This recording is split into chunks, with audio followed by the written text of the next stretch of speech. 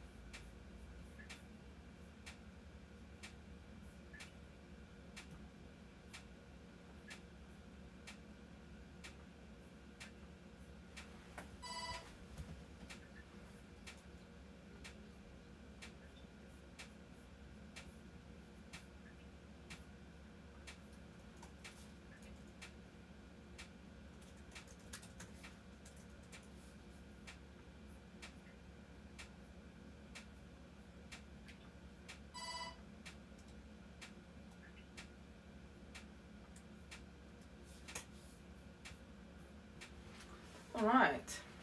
Hopefully this works. I definitely hope it works. Right, let's see.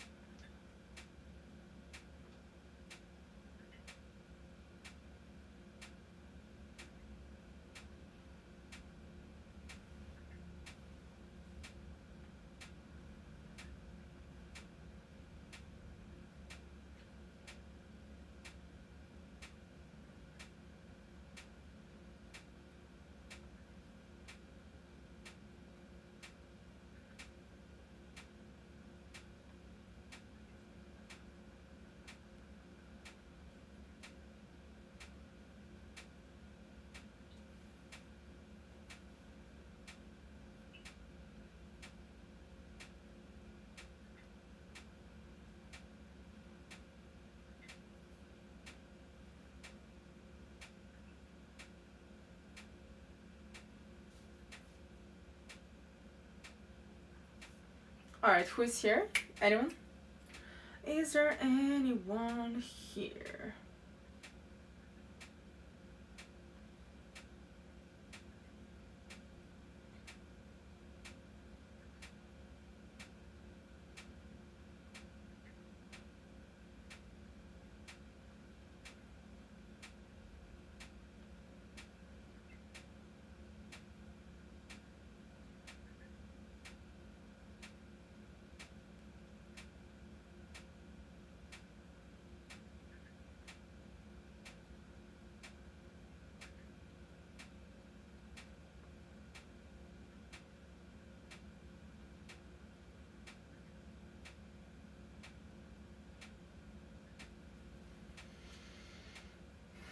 Alright, who's here?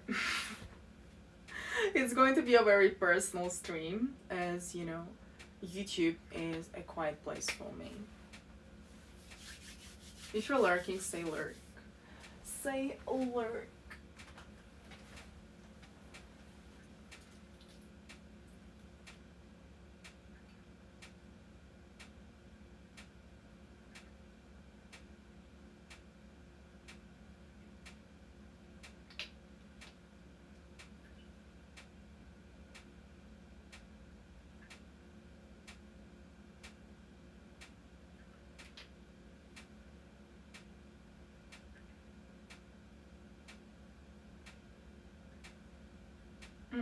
Alright, I can see 3 people here. Alright, who are you? Who are the 3 people who are in? Say hi.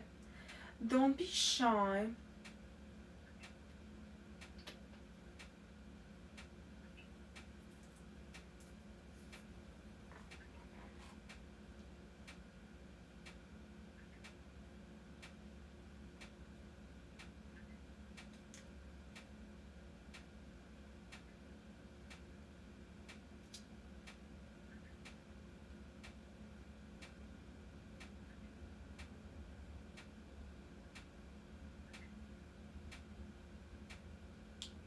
Wonder what time is it in Europe right now, actually.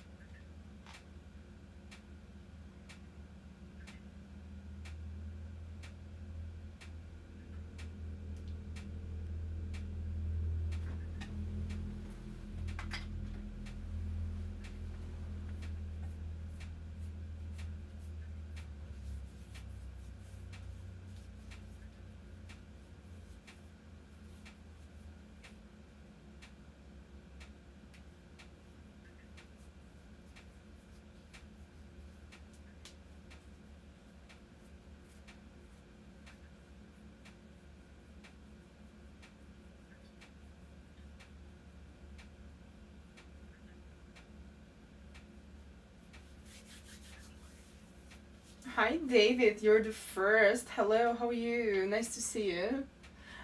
Where did you get notification that I'm live, by the way? Can you tell me? I might need to start a live on Instagram just to tell everyone to go to YouTube. That's kind of crazy, but hey. It's kind of mad. Kind of crazy.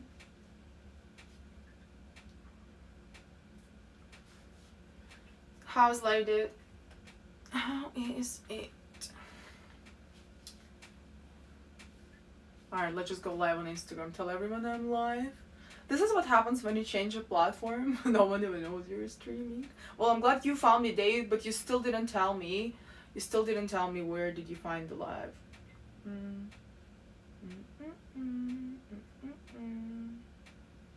Is that better? Brown filter. Alright people, I just wanted to say that I'm going live on YouTube and this filter is really weird. Hi, hello, hi. I will be live on YouTube. This is just a quick notification. I have a link on my story if you want to see the live. So what you gotta do right now is check my story and go to my YouTube live. Okay, so go there. I will see you on YouTube. Alright. Bye. This is just a naughty. I said go to YouTube. Look, there's different filters here. 8K. What about the 8K filter? Crazy. Alright, go to YouTube. Go to YouTube. Yeah, link is in my story. Alright, great. It's crazy. So like on Instagram straight away 30 people in like 1 second. You miss me on Twitch. Well, I don't want to do Twitch this summer for a bit, but I will be back eventually. How is it going? Well, a lot of things are actually happening. I will tell you about it in a second. I'm just trying to wait for more people to pull up before I start going on a tangent. Like, I'm obviously not used to streaming on YouTube, so it's a little bit different. Oh, Slay! You see, you like my Beatty name, right? Beatty stream name. Thanks for asking. Alright, cool. I guess I'm just gonna go straight in it. Well, alright, let's start. So first of all, you know, I have many accounts everywhere. And I started separating my accounts into like, you know, and something more PG friendly like this account. Because the audience is very, very different. Beatty got me. Well, I'm glad. I just wanted to talk about it because I know it's confusing and it actually pisses me off too that I have so many accounts. But the thing is, different people watch different things and I have thoughts that are based on evidence that you cannot really change up your niche too much. Like some people might stay, but eventually you will just lose all the people that followed you for a specific reason. So for me, it's like when I want to do something more PG, I started a new account and I want to transition into different niche. So right now I'm thinking how to do it the right way. Bring back the cooking stream. Well, I was cooking literally 2 days ago. Hi Helly, nice to see you. Everyone, hi. I see 14 people here. Thanks for coming. But yeah, the point is, you know, transitioning into more like a PG content, you lose so many people. but also so many people don't even know I have this account and I actually stream here right now for the last week or so. And I want to do a little bit different things in a different niche. And I'm just, it's hard to find a way to do it right. So I think I will be just sitting down with myself. Shut up, Josh. You like latex, you can put it on, you know, or you can pay for it. It's just how it works. Like, everyone's asking for stuff. You want it, you go and do it. Okay. Like, that's the thing about being pigeonholed into one thing. Like, people, most people who watch you, they will not care about what you want to do. And they'll just be like, oh, do what I want you to do. Well, hey, it's not gonna happen. It's not gonna happen. Like, if you want that, not on this account. This is why I separated them.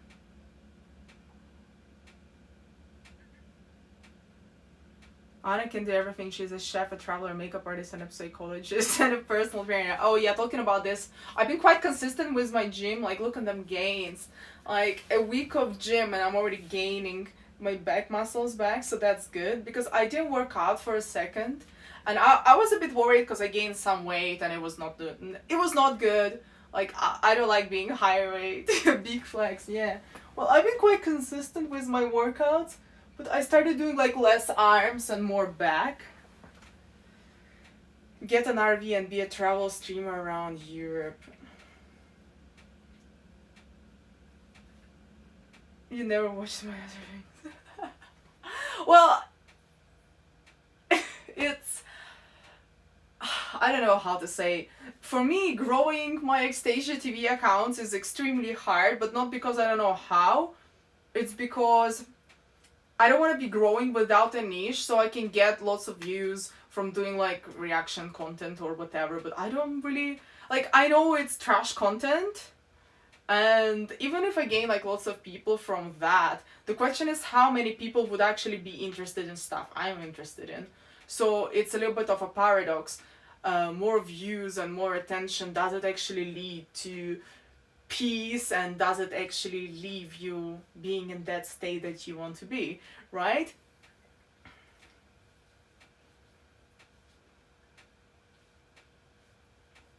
Don't know what you're talking about.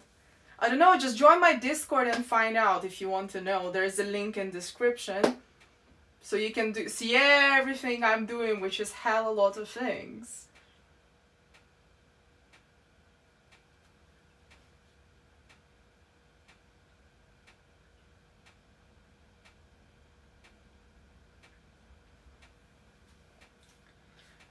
I leave React content to my other account because I don't care about the quality, I just care about the views on my other account, so whatever.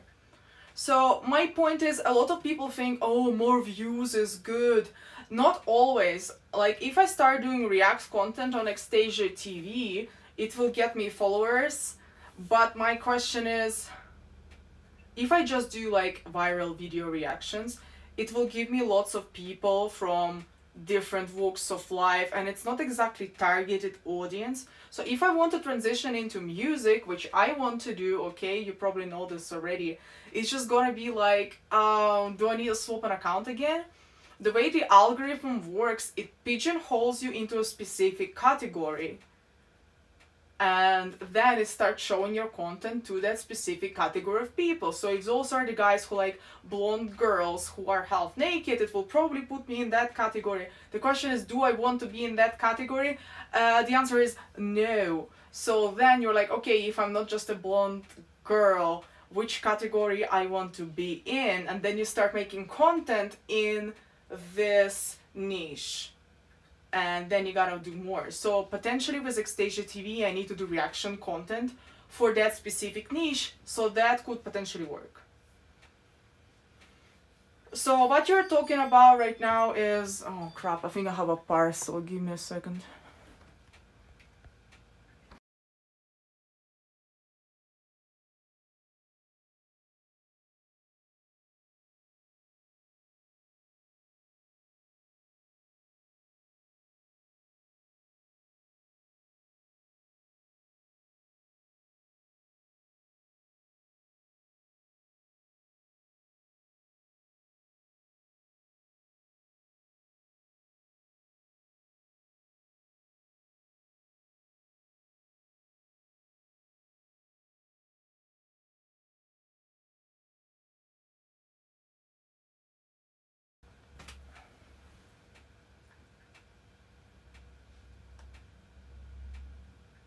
Honestly, yesterday I needed to chase my Hoover down. It was insane. I don't want to talk about it, but it was a massive box like this and I needed to pick it up from the post office. I was so mad with Amazon. But anyway, that was something unrelated.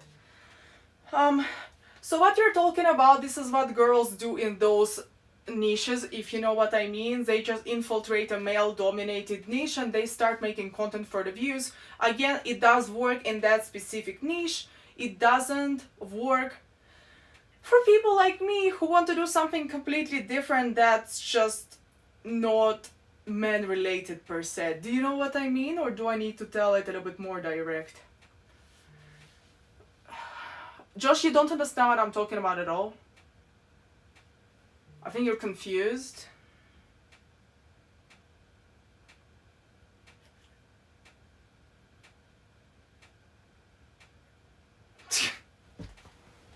I think you're not understanding what I mean at all. If you're talking about that niche, oh my god, I think I need to be more direct with you. Because otherwise, if I like beat around the bush, no one really understands.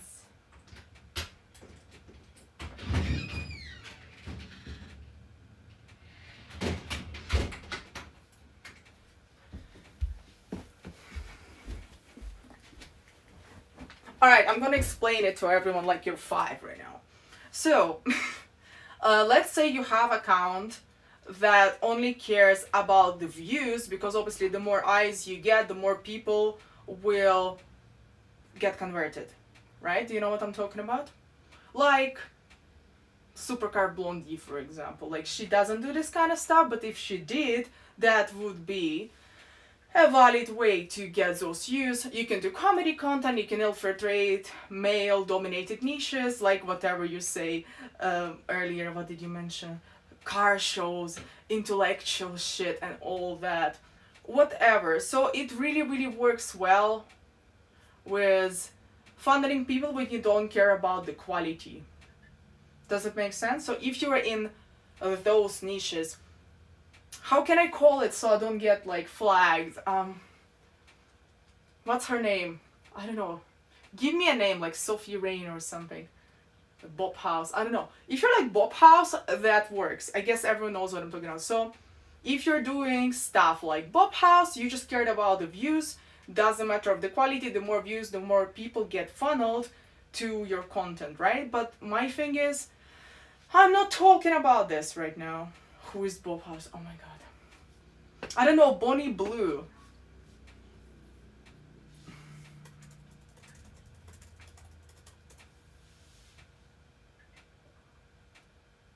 Do you understand? I'm just trying to say it without saying it. Oh my gosh. Hi, Space Face. What juice box? What's juice box? So yeah, that's my point. If you are in, okay, let's call it adult niche. If you're in adult niche, it doesn't really matter about the quality, doesn't matter, you know, gets views, gets conversions, doesn't matter. But if you want to do something more specific and not be famous for, you know, how you look from the back or from the front, if you know what I mean, then you're doing something that actually, how do I say it without sounding like a prick? Hold on. Let's say if you have a skill, you want to share it with the world, or you want to get good at something. Doesn't matter if it is art or, I don't know, like trading stocks, right? You start making content in that specific niche. So, going back to what the hell I'm talking about and why we started talking about it. Xtasia TV has no niche. It's just me doing whatever. And the reason is because I was like, well, I don't really know what to do. Like, I'm making money, but do I want to share all my life? Probably not. What do I want to share? What do I actually want to do? Am I just going to settle down and do nothing in my life? And that was playing on me for a while because I've done so many things in my life and I have never really committed to any of them to get to this mastery level because I never really cared, or what happened in my life, it didn't matter. Do you know what I mean? Like, when you're making money, you can just coast and focus on things that don't matter, and eventually you just pass the time and nothing really happens and you're not really self-actualized. Okay, do you understand what I'm talking about right now? So if I want to grow my personal account, why don't I just start doing something that I'm excited about and get into this niche? So, repeating again so everyone understands what I'm talking about. So, Xtasia TV account is almost impossible to grow without a niche because I'm not gonna be doing stupid videos, which I could do, but I don't want to. So, the only solution is to pick something I actually want to do and build content around it. Alright, does it make sense now? Holy shit, I need to learn to articulate my thoughts better. Or maybe it's fine, maybe I need to do like a long explanation to give you the whole thing. Alright boys, do you understand? Hope you're doing good. I am doing well actually. So yeah, if you ever want to grow your social media, like I can grow account pretty much in any niche, but I hate live niche personally. I just don't like doing live niche because a lot of times to get views you need to do stupid shit. Or something very specific. You know, stuff that gets views. So, for me more interesting would be doing something that I actually care about and sharing my journey. So then gets the question, and what kind of niche would interest you? Alright, great question. So personally, I'm interested in music and I want to get into music production. So the thing is, you know, I play piano, I understand a bit of music theory, I just started doing it a few weeks ago, okay? So I am super fresh, super new, and obviously I'm not an expert on this topic. And you start having those thoughts like, can I actually make content about something I'm not an expert about? And the answer is yes, but you need to approach it in a different way. So I feel like a lot of people have this content paralysis because they're like, well, I'm not like the master, I'm not like the best at it, can I actually do content about it? So I feel like... Sorry, my mind just went somewhere. You need to find the way to share what you're doing without really lying about where you are. Yes, exactly, something like learn together type of content. You're thinking exactly right, Freepok, thank you. And this is actually quite exciting. For me, I am a perfectionist and I have a lot of doubts about myself and whatever. Because, you know, when you have this issue of perfectionist, you're like, well, if it's not perfect, I probably shouldn't be sharing it. Does it make sense? Hi, Harj. I try my best to be more active. Well, good for you. I've been active right now. See those muscles popping again. I'm going back in the gym after I'm done. But I changed my whole gym routine. And like, again, I do so many things in my life, like I go to the gym 6 times a week, like I cook meal prep. I'm pretty much an expert on nutrition right now because I'm just so obsessed about it. But it's not something I want to build upon, right? So with music, it's something what I want to do, but hey, I'm really nowhere yet. I just downloaded Ableton and a few other things. I got a MIDI cable for my piano so I can use my digital piano as a controller. Hi, Invis! I'm so happy you were here. I was actually just going on about life. Perfect timing. I was telling to Invis, I'm like, listen, I don't know what to talk about right now because there's not much to do, so I guess I'll need to talk about my life. And Invis is like, I'm sure everyone wants to hear about it. It's a funny thing talking about myself. I don't really like talking about myself, even though you would never think so, because that's what I do on my streams. Plot twist. But I was sitting with a girl on a bench, doesn't matter who it was, and she was asking me questions about me. And I am so uncomfortable at answering those. It's insane because I'm not used to people asking things like, how are you, what are you doing, what are, like you know, and I'm like, oh my god, do you really want to know, but why? I'm usually the one asking questions. Oh. That's right, JJ, here. Yeah, that's great. I play music, creating music is impossible, is the perfect as I imagine it type of wall. You let others talk about themselves way before you talk about yourself. You really need to be pushed. Is it like /ass? Are you taking a mic? But you know, a lot of times how to say it, like, you need to understand that I read a lot of psychology books. I'm obsessed with self-improvement. I don't share about it a lot, but I'm constantly reading. And I know that, you know, the most probably famous way we'll be talking about Dale Carnegie right now. You know, you ask people about themselves in order to be liked by them, but I hate when people ask me about myself, and I feel like I need to dig in deep why I hate it, and I feel like that's because I'm not exactly where I want to be, and I'm doing so many things, I don't really know who I am at this point. So even if I'm passionate about something, I need to know where I stand. This is just how my brain works. And I don't really want to talk about irrelevant things. Like, there's lots of things I'm doing, but like, I don't really reveal this, I don't want to talk about that. Do you really care?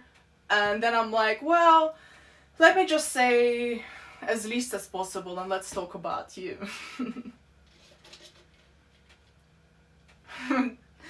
Well, Invis, you know what? That makes me feel really good because as a person, I feel like lots of people just focus on themselves and there's nothing wrong with that. However, I definitely need to start doing what I want to do as an individual because I've been pushed around by circumstances for a while in my life until I took control and I decided that there's something else I want to do. Then I started making money. Then I realized it's not exactly what I want to do, because when you are in that survival mode, then you suddenly start making money. A lot of times you don't really think about things like purpose or self-actualization. A lot of times you think, you know, if I can pay my bills and go on holidays, that's good enough. And you don't ask yourself those deep personal questions on what do I actually want to do.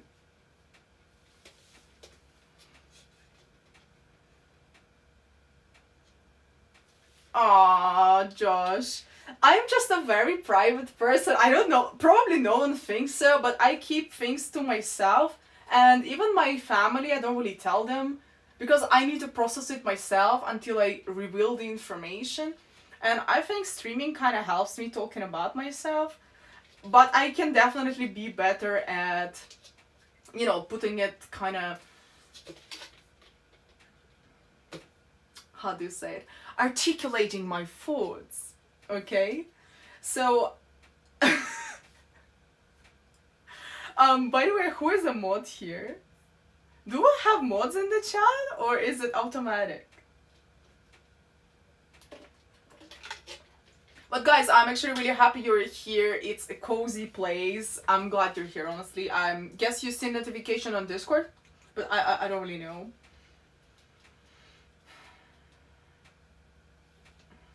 So there is definitely a balance between navigating things solo and sharing too much with people.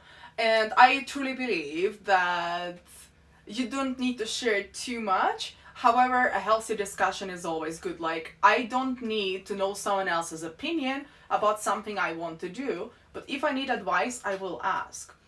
So yesterday I was actually reading about, I don't know if anyone read Stephen Covey's 7 Habits. Anyone here?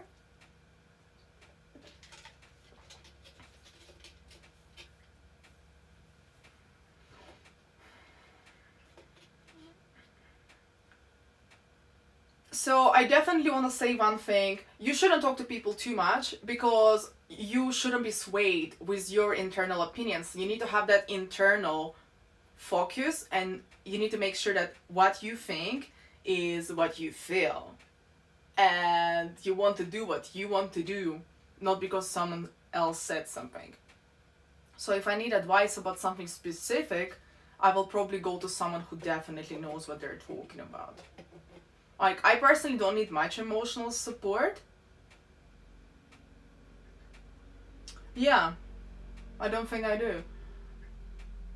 I'll probably just get myself in that sad space if I'm overthinking, and then I'll understand. So for me, if I'm feeling really negative or depressed or sad, I'm using those emotions to dive in deeply into what I feel. And it's like a catalyst and an indicator of what's going on inside of you.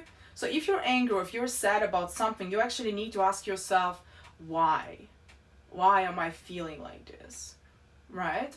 So a lot of times, I know some people might disagree with me, but it is still true, no matter what you think. depression comes from something. Alright, I'll say most cases of depression come from some underlying reason, even if you don't know what the underlying reason is. So for me, it was always that I am not doing something to the top of my abilities. Maybe most people are okay with just making money and coasting. I am not okay with it. I want to do something that really matters, something that makes an impact, and something I'm really good at. I want to develop at that skill. Perhaps I want to be recognized for it, and I truly want to be good at it. I think it depends on who. Most people's opinions doesn't matter, and most people are wrong. Strangers' opinions matter to me as much as sand matters to a desert. I definitely agree. So in order to ask for advice, you need to first make sure that that's the right person to be asking that from.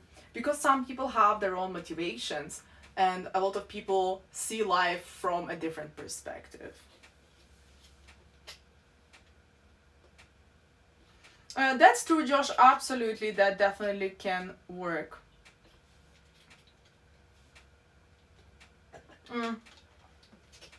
You do put a lot of solo pressure on yourself. Well, the thing is, look, no one ever really puts pressure on me, then I'm afraid I'm not gonna do it. However, again, that's a limiting belief, and I don't think I am like this anymore. However, anyway, going back to what I was reading yesterday. You know what, let's do some book reading section right now. I finished my mindset book that she has got me. I started 7 Habits again, which for some reason it's taking me so long to read, because I read like 4 books at the same time. I guess it's like my thing. It is a thing. So I don't know if you heard of this.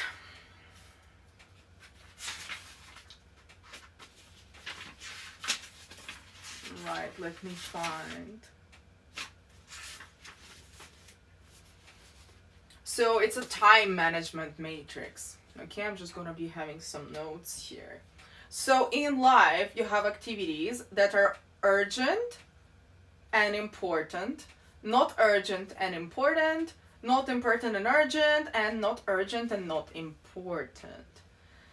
So the thing is, you can live life different ways. You can constantly fight crises every single day because they're pretty much never ending, and think that you're being productive.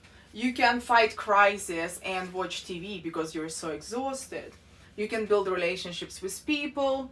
You can be super organized. But the thing is, you need to understand what are all those activities and where they stand. So a lot of times you want to work on prevention and building relationships instead of responding to the crisis. Because the more time you spend on prevention and stuff that's not urgent but important, you can avoid a lot of crises in the future. And also, you know, there's this thing about being super efficient. Let me word it correctly. So, you know, when you constantly make a daily plan, right? And you have the to-do list. Let's say you have 10 things. A lot of people, they don't organize it by priority. And as soon as they tick the box, they think like, oh, well done, I'm being so productive. But this is management. This is not leadership. So if you're doing things and you're doing 10 things, but if those things are not important, if they don't get you closer to your goal, is there really a point in doing those things and feeling this fake business and fake productiveness? Instead, you could actually do stuff that matters, that takes longer, that's maybe not as urgent right now, but it will lead you to greater success in the future. Point being, instead of being busy, sometimes you just need to sit your ass down and think about what do you actually want to do? Because it doesn't matter how quick you run if you're literally in a wrong location. Does it make sense? You have just stopped working, channeled your inner snow and made a frozen pizza. Look, sometimes it's the best thing you can do for yourself. And this is what is also important. It's called production capability, right? You need to work on those times too. And people think that this is a waste of time. No, you need time for recreation in order to be more productive. Because if you don't rest, you will eventually die from exhaustion. Or you can continue staying busy doing shit that doesn't matter.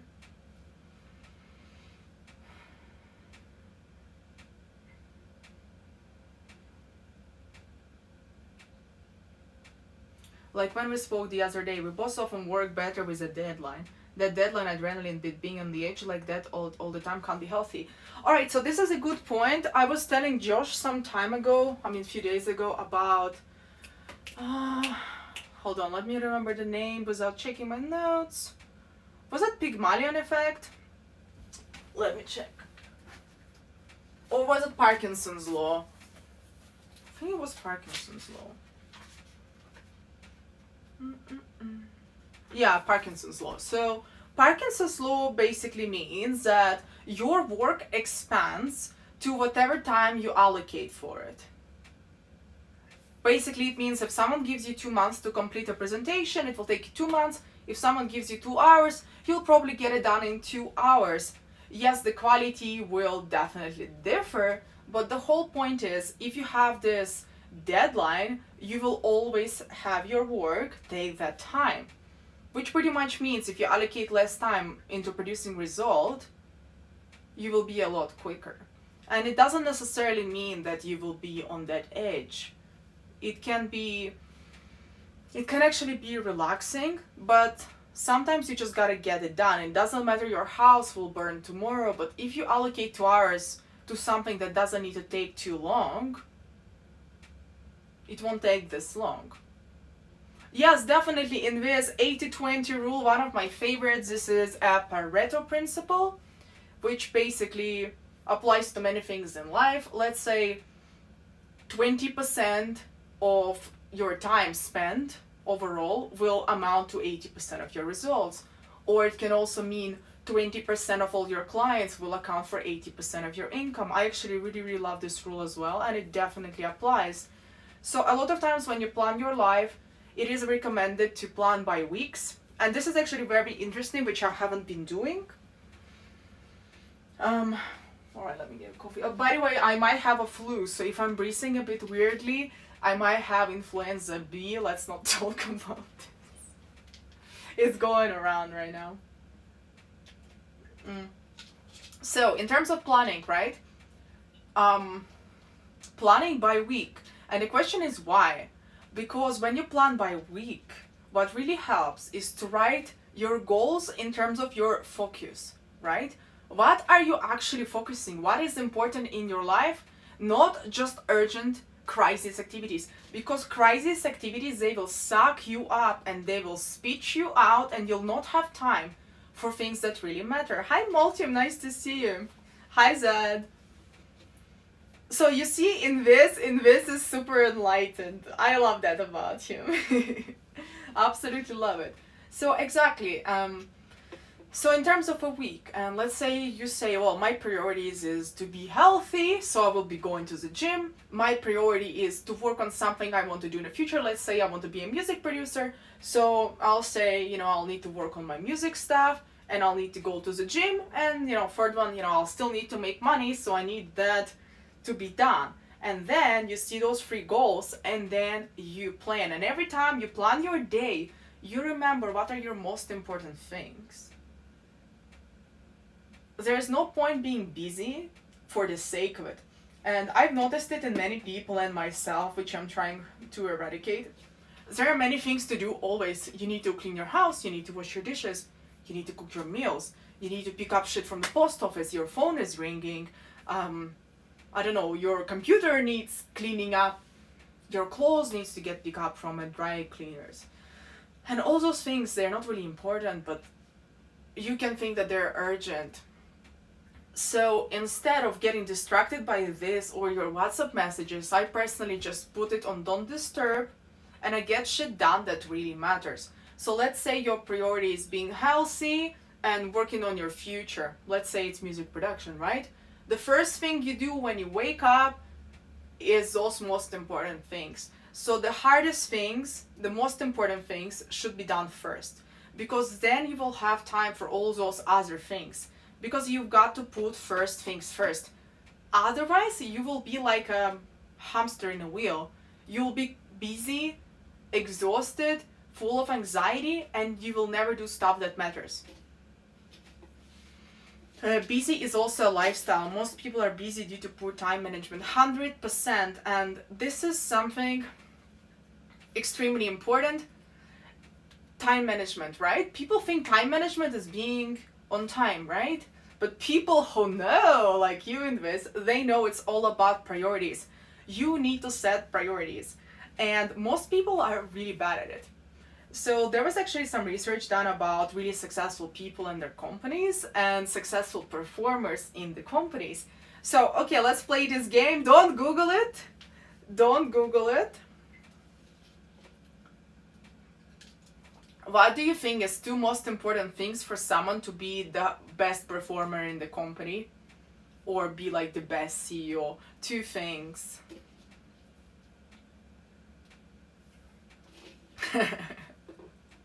Yeah, like time. Like I'm always on time. You're just early or late, be honest. Alright, what do you think are two most important things to be the best in your company or to be the best CEO? Whatever. It's actually quite surprising. What are most important two things? Any guesses? Which pretty much say that you will be successful. So those two things, if they're good at those two things, they will be most likely successful. Alright, most important quality. Good people skills, alright, consistency and mental clarity. Alright, anything else?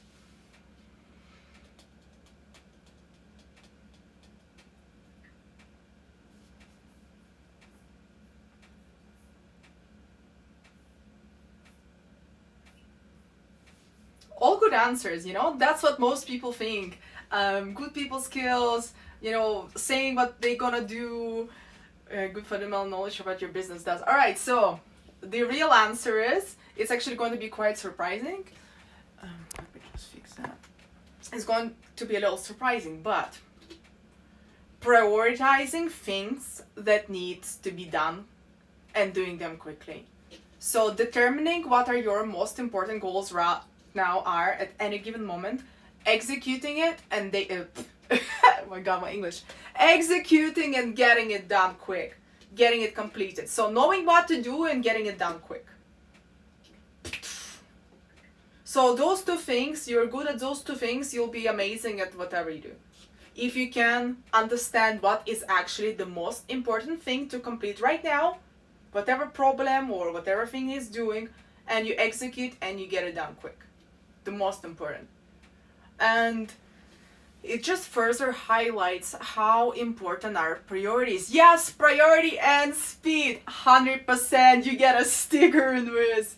And this is so important because we're going back to this hamster wheel situation. I actually had this thing happen yesterday which made me think. I was at the post office picking up my massive vacuum yesterday. By the way, I'll show you. It's amazing. My house is spotless now. It was a box like this. Don't ask me how I carried it. But a lady comes and talks to the post assistant. I don't know the name. And she says, "Oh my god, I'm so busy, constantly busy."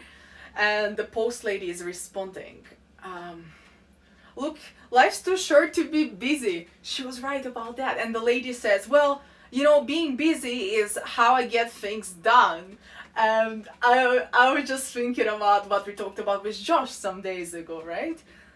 You can constantly be busy, but are you just busy to feel good about being busy? Does stuff that you actually do matters? Maybe you don't need to be so stressed and so busy and actually focus on things that actually matter, because there are not so many.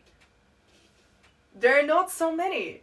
And if you focus on those things, you'll get a great life. And we're going back to this Pareto principle, 80 to 20.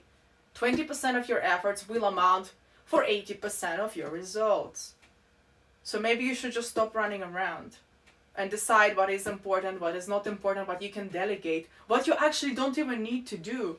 Because in order to have a good life, you need to say no. You need to be able to say no.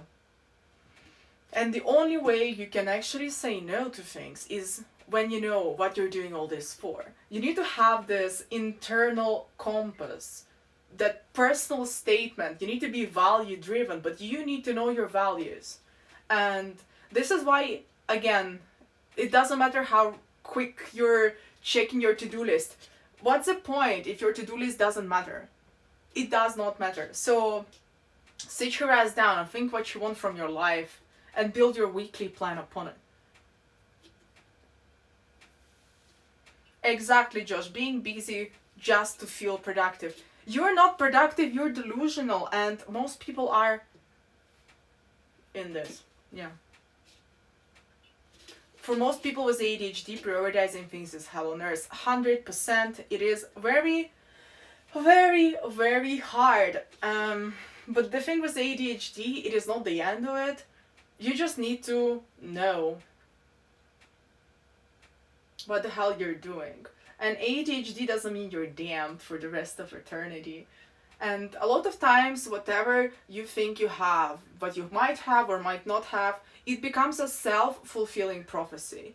Because you cannot give up because you think you have ADHD. Or even if you have ADHD, what you gotta do is just find a way to work with your brain, because there are strategies. There are definitely so many. So you just gotta find out what works for you. It doesn't mean you can just, throw your hands up in the air and say, oh, I can't prioritize. Like, bitch, it's hard for me to leave the house without leaving my keys somewhere, do you know? Like, I need to have those strategies on how I operate in my daily life in order for me to have all my stuff that I need.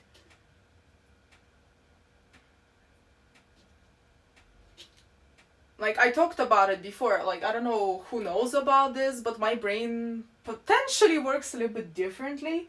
So for me, I need to have strategies for almost anything I do in life. Otherwise, I buffer.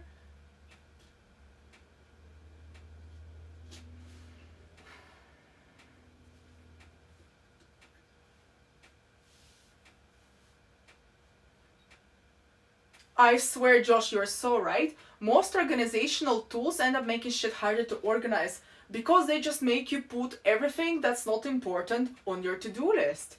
Like, you don't really need to spend 3 hours to organize your life. You're just lying to yourself about being productive. It is a lie. Like, you can get away with a bloody board. Honestly, I think a board is great. I got a board. Wanna see my board? Well, obviously it's not my daily plan. It was supposed to be my daily plan, but because I'm learning music theory, I just throw some concepts that I need to remember really, really quickly.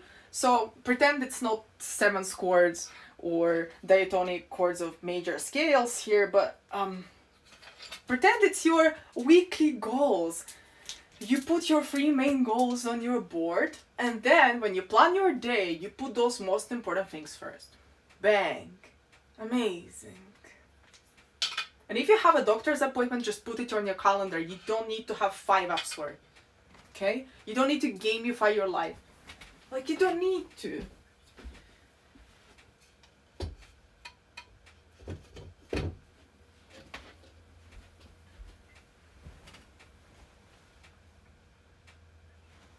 We did it. You try my best to be productive. Space Face Gaming. It will become a lot easier if you actually know what you want to do. Like, you gotta know what you want to focus on.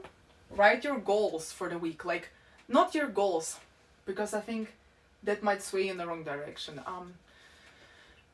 Like a personal statement. Alright, what are important things for you? So, let's say you have children, right? Be a good parent to my children. Obviously take them to places, cook them food. So this is my role as a father, for example, right? So your personal statement is, I'm a father, I'm staying healthy and active, and I'm doing well at work. Okay, you got those 3 things and focus on those.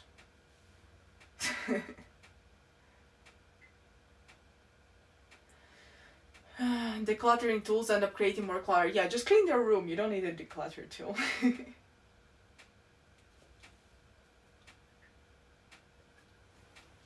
Anyway, so what was I going on about? So back to it. By the way, I'm streaming from my old phone. I hope quality is alright, because I like having my phone around so I can text and say that, oh, I'm live, blah blah, blah blah blah blah. Like, all my cameras are on my phone, so I kind of want to have it around. By the way, do you know what happened today? When I was sleeping, I had bunny rabbits going up my stairs near my house and doing bunny things. It was so cute. I was checking it in the morning, and there's 2 cute bunnies running around. So cute, right? Did you get pastries? I had a sandwich today. Yeah, I also had a cat near my house at night and a deer. Sound is good and see you is wonderful. I wonder how many. What's my. It says it's 1080p. Can probably improve the bitrate low. Oh dear. Yeah, apparently you cannot say deers. I've been told that you cannot say deers.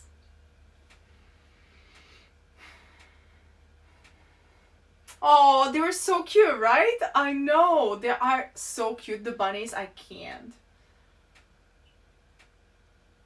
Like, this is why I have cameras, you know, to look at wildlife. And also, look at my UPS driver who said they tried to deliver my parcel. Oh my gosh, I hate it so much. So much.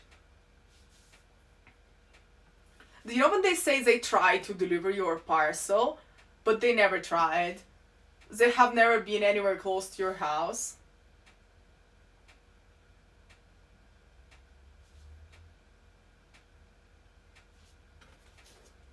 He has never been here.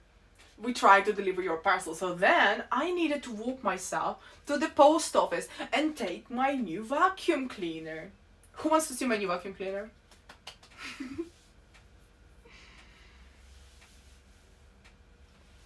UK, I think.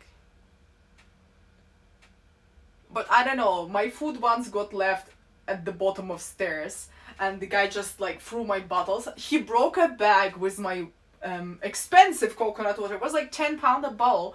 So that piece of shit, he left them all on the ground floor. I lived on, you know, up top. And he just left it all there. But, you know, I complain I got my money back, but still. Alright, who wants to see the sucker?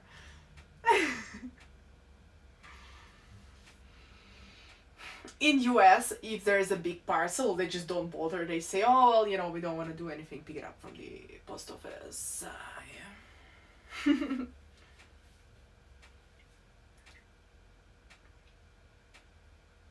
Yes.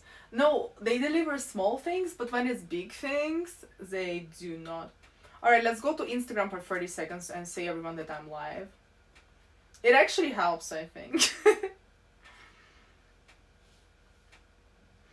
I don't know if it's everywhere like this in US, but it happened with my piano and with my Hoover. So am I pissed? Yes, extremely pissed. Very, very pissed. Alright, let me just go live on Inst for like 1 minute. Say, hey people, I'm on YouTube. That's how it works. Like, when you change a platform, you just need to continue doing this.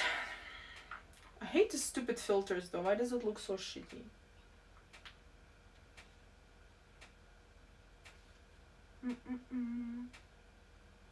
Like, what the hell is this? No, I'm not going live like that. It's a silly face, gosh.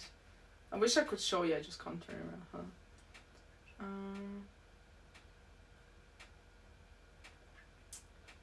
huh?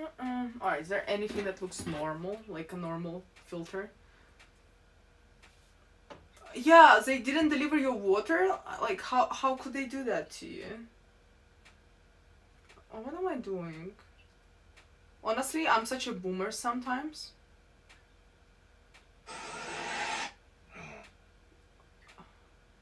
I'm living in Montreal. Oh, so am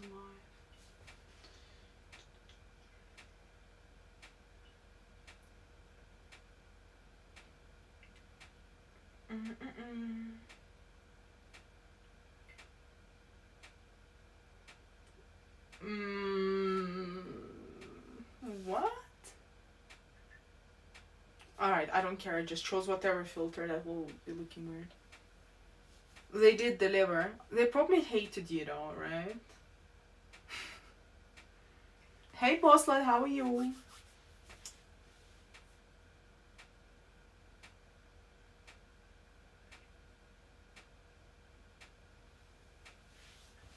Alright, who is here? Who is here? Okay, I'm live on YouTube, so just click the link in my story find my story, click the link from my YouTube in the story.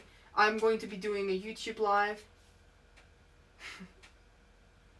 Alright, who is here? Hello, hello. Instagram people, hi. Alright, so the reason I'm live right now is just to tell you that I am live on YouTube. So if you want to talk about life, go to YouTube and the link is on my story. So click my story, click the link to YouTube on my story, and I will see you on YouTube. Alright, in 5 seconds I see you on YouTube. Link is in the story. Alright, link is in the story. Is that how you do it? Yeah? Come on, let's go. Link is in my story. It's the link for the YouTube. I will see you on my YouTube. What are you doing on YouTube? You'll find out. Just click the link. Alright, click the link on my story for my YouTube. I'll see you there. Bang.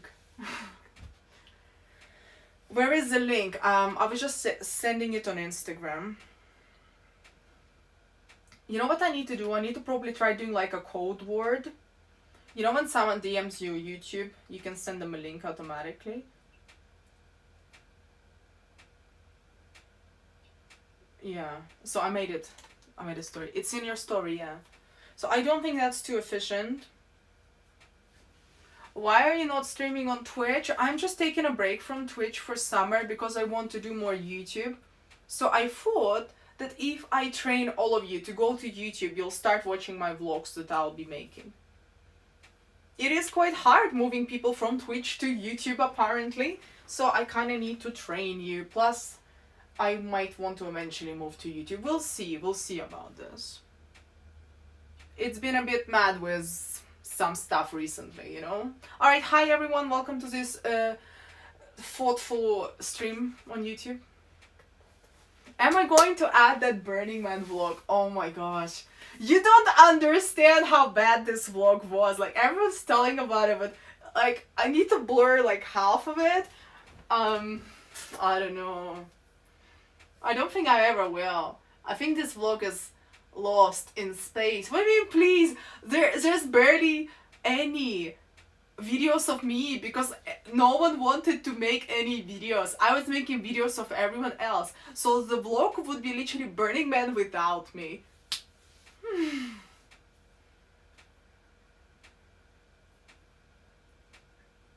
Oh, you want to see the Hoover? Okay. Hold on, let me show you.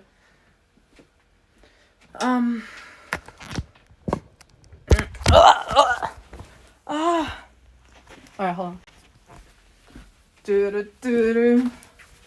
Oh shit, boy! Oh my god, it sucks so well. Look how well it sucks. Oh yeah. Oh my god. So good. Woo! But have you seen Samsung cleaning station? Like, I got this cleaning station too. Have you seen how this works? Alright, tell me if you want to see how cleaning station works.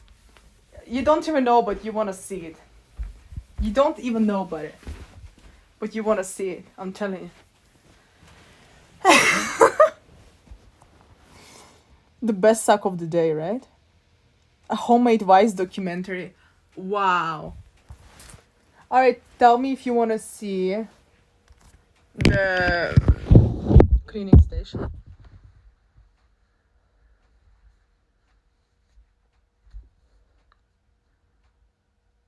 You want to see what the magic box does?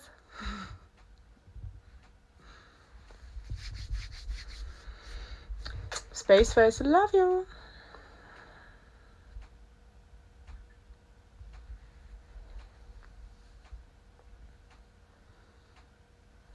Is my face really red?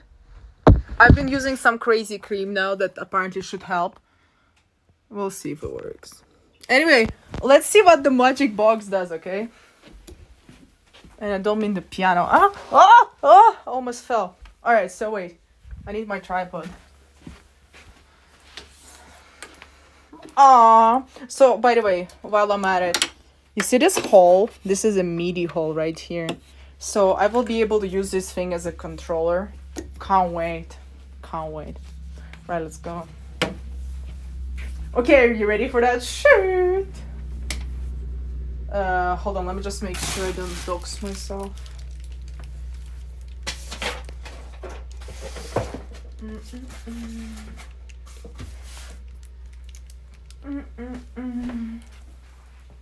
Alright, give me a second. Give me a sec. Oh, by the way, I've been doing those wood choppers and they work. Have you heard of a wood chopper exercise?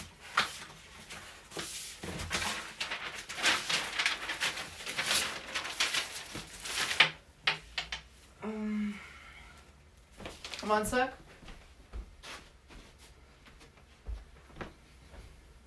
Right. Let me get the chat.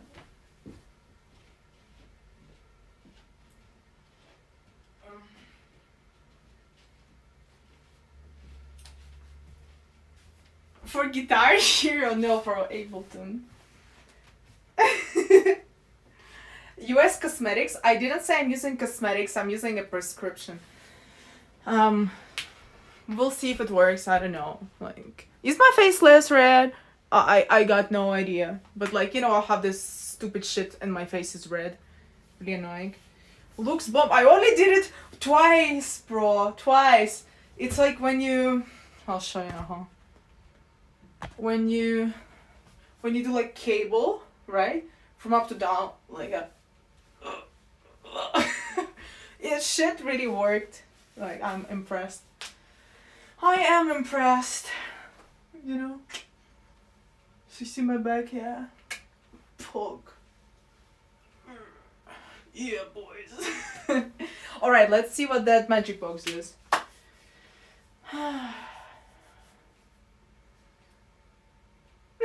What do you mean someone's being bougie? Hello, JJ. Anna Strong, you. No, I stopped doing arms. I don't want to grow my arms anymore. Honestly, I'm happy with the size of them. So I don't do anymore. I don't up my weight. I just up my weight from my back, my butt, and I don't do legs. Like, I spare my legs now. I don't need more size. I'm absolutely fine with them now. So, alright, so you ready to see how the magic box works?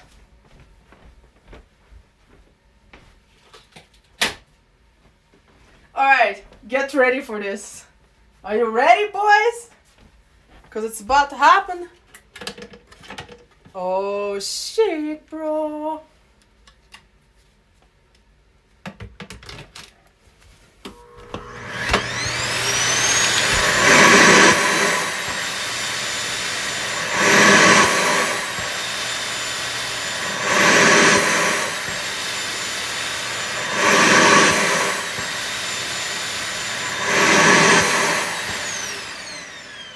Bang! This is it, empty. This is empty and no dust. Wow. Wow, how cool, right? Wow, wow, how cool. How cool. I loved it. Even bigger suck.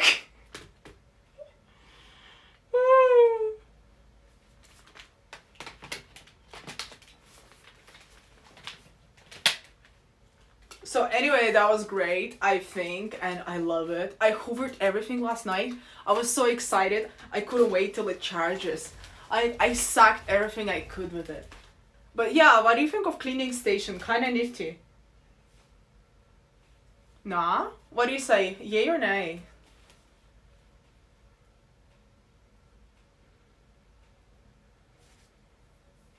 And by the way, hi to everyone who is here. If you're lurking, love you. If you're not lurking, love you too. You can say hi if you're here. Or you can say lurk, that's okay too. Hi, Russian. It's cool, but I like Dyson. This is better than Dyson. I had Dyson before, and it's a lot more plasticky. This one a lot more sturdy. And it feels more expensively built. Dyson, it's decent, but this one is actually more powerful. and it's definitely have this expensive feel. It has like heavy cold metal, not plastic. I had two Samsungs. This is my second one because one is in Europe, and I had a Dyson V6 before when I was in London.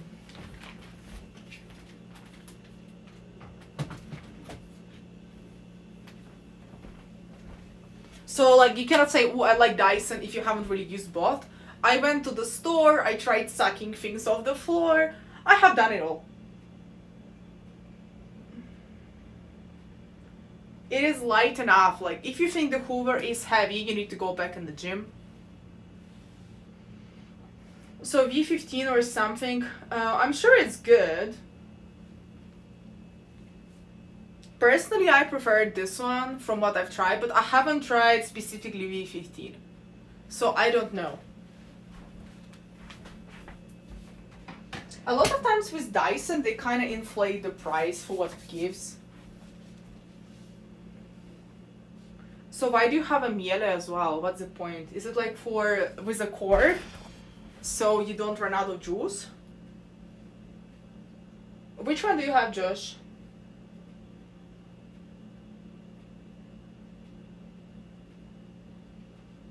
Well, I did have V6, which didn't really last long, but I think it's an issue with most of those Hoovers. But this one I definitely much prefer to the Dyson I had.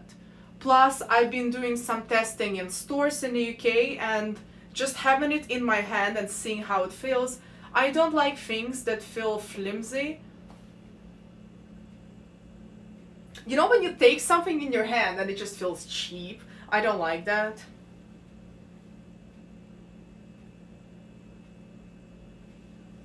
With a cord, yes, and I have a vacuum cleaner on every floor. Smart man. Please stay away from American man. What's wrong with American man? Should I just go for Russian ones or what? Or should I go for American women? You didn't specify that. Oh, by the way, if you didn't give me a thumbs up, give me a thumbs up. It's free and it really helps the algorithm. Takes 1 second of your life, but helps me. I'm too good. What do you mean I'm too good? I know. You're absolutely right, JJ. JJ saying Hoover is a UK only saying. It's just the British brand that was the most popular and it's stuck. I know, but calling it a vacuum feels wrong. But I like to say Hoover. Hi, Sergio. How are you? Hoover just feels right. In Russian, we say пылесос. Can you say it? Пылесос. Say пылесос. And thank you for the thumbs up. If you did it, thank you. If you didn't do it, help me out here. It's free. Come on. Do something good.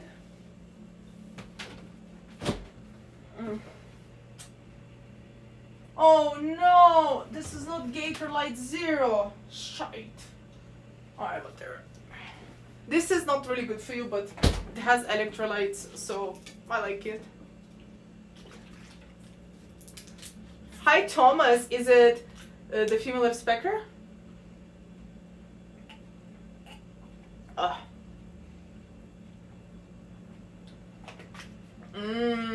fructose corn syrup.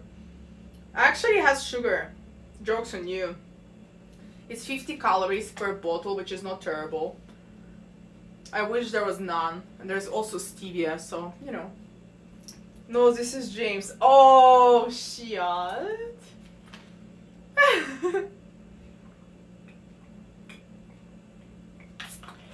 Oh, do you want to see the best thing I have purchased?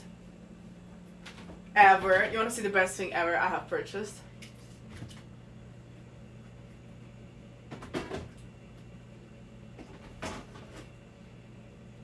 There's also Pedialyte. Oof. Well, you might be laughing, but look, it has some really bad colors and blah blah. But if you're feeling thirsty, it really helps. What did you buy? Are you ready to see this? Oh, you ready?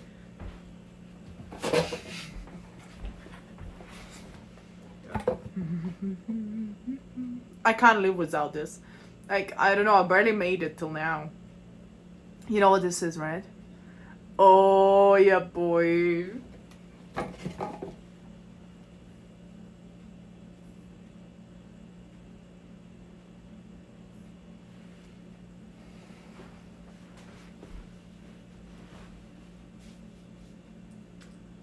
Wow, female respect, are you crazy?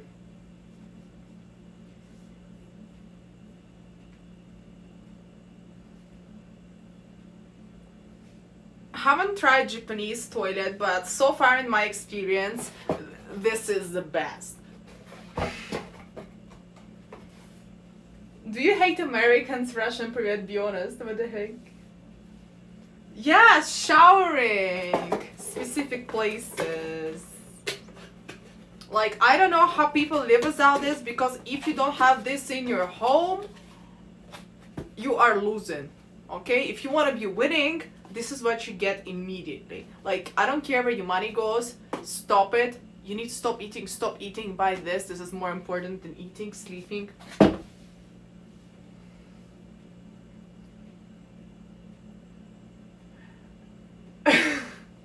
Anastasia, your stream title says that you quit, but what exactly did you quit? Well, I was talking about it a bit earlier. I was talking, obviously it's a little bit bait, but it was about why I have different accounts for different things.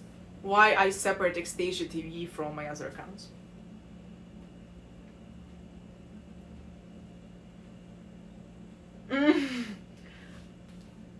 It is insane. So my question is, if you don't have it, if you don't have a bidet or bidet hose, why don't you have it? You know what they say? If you get some shit on your hand, you don't just wipe it with a tissue, do you? You wash it. And this is why you get a bidet hose.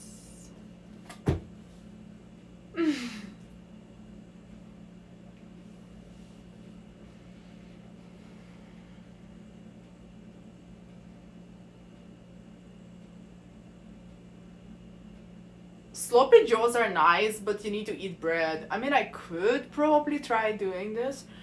I'll need to just make sure it goes in my calorie goal. Is it like a bun and beef mince? You wipe it with your t-shirt, haters gonna hate. Gee, you're insane. By the way, the house is so clean I can sit on the floor now. How amazing. I love it. I should probably eat some protein though. Oh no, I only have 3 jars left. I need to get back into town. Oh no.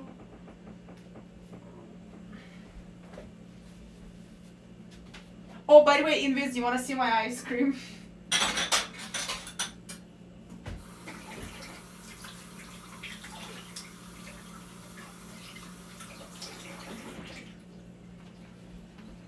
Okay, this is not ice cream. You going?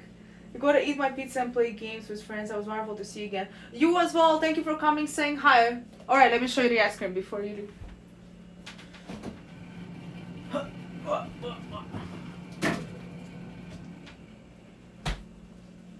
Oh, have you tried this? Caramel cone, caramel ice cream with waffles and chocolate. This one's really good. White chocolate ice cream with raspberries and chocolate truffles. And this one's salted caramel Ben & Jerry's. Sweet cream ice cream with blonde brownies. Hopefully they cheer you up before you leave.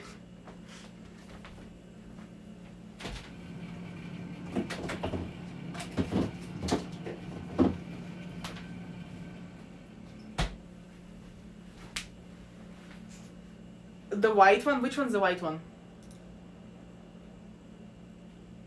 To be honest, I prefer Häagen-Dazs, if I'm honest.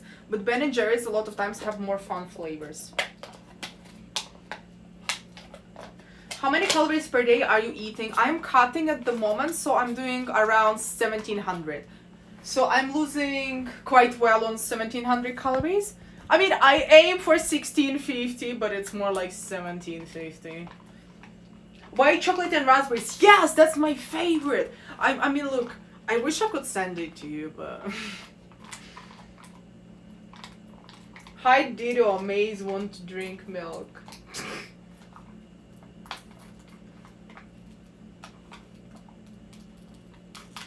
Forgot the MSG though, lols.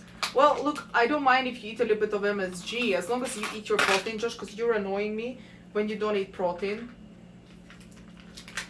Like, if you don't eat enough protein, you'll be gaining weight. Easy. Easy. Like, I eat a jar of this a day. This gives me 60 grams of protein. Then I eat some meat. And, what else? I mean, whatever. Whatever I need to eat, I eat.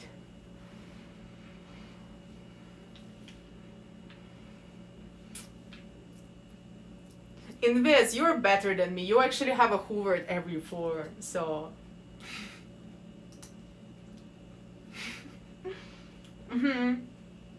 So for me, I lose weight on like 1700, but I also go to the gym around 5-6 times a week. Yeah, Josh, this is the thing. You should not give in to your cravings. A lot of cravings come from malnutrition. They can come from malnourishment. If you have a good food plan, ask ChatGPT that you love so much. Have you actually, like, look, serious question, Josh. You talk to ChatGPT so much, but have you tried asking ChatGPT how you should eat? Have you tried? It's not a competition. Well, look, hopefully I can see you soon, and hopefully we can find that ice cream. Anyways, have a great time. Thank you for coming. I really appreciate it. Always a pleasure having you. And when I eat my Häagen-Dazs, I'll be thinking of you and managers. Bye. You use it for tech. Well, then do me a favor right now, right? Shut up right now and go ask ChatGPT what you should be eating and tell me. I challenge you. Hi, RKD. How are you? Like, as soon as I eat more protein, I don't feel hungry, I don't have cravings. Like, I still eat sweets, but I don't think if I don't eat them, I'm gonna die. Anyways, same. The hearts are for you. You're too hungover, you've been drinking? Jeez, that's definitely not good for you. What do I know now?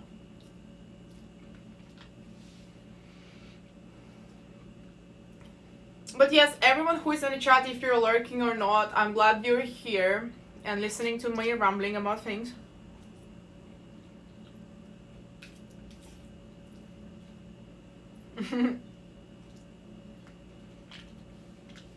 I need to set up my sim so I can stream from the gym. So maybe when I have like yoga stretching days, I can stream. Like, I don't really want to stream weightlifting, because for some reason every time I go to the gym there's so many people now because I go earlier, and it's kind of a bit awkward. You know, because of those stupid people who started making those idiotic videos online and like filming men, looking at them and all that shit. Now when you film, everyone's looking at you like you're crazy. Like, thank you for ruining it for all of us. It's always the stupid people who make that happen. It's always a few who make the life for everyone else worse. Did it help though, Josh? I can't. Like, I can't. Seriously, like, bitch, I don't care if someone's looking at me. Look at me all you like. As long as you don't touch me, I'm fine with that. Like, give it up. Like, if no one's looking at you, probably that's a bad thing, okay? If people look at you, is there something wrong with you or you look good, right?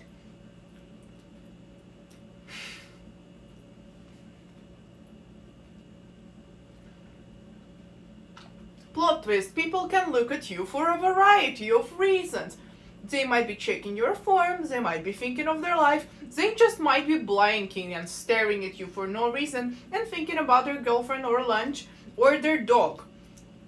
Like, I look at people and sometimes I don't even think about them.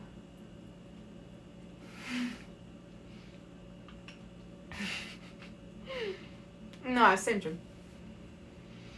Josh, I am not taking Ray-Ban Meta in the gym.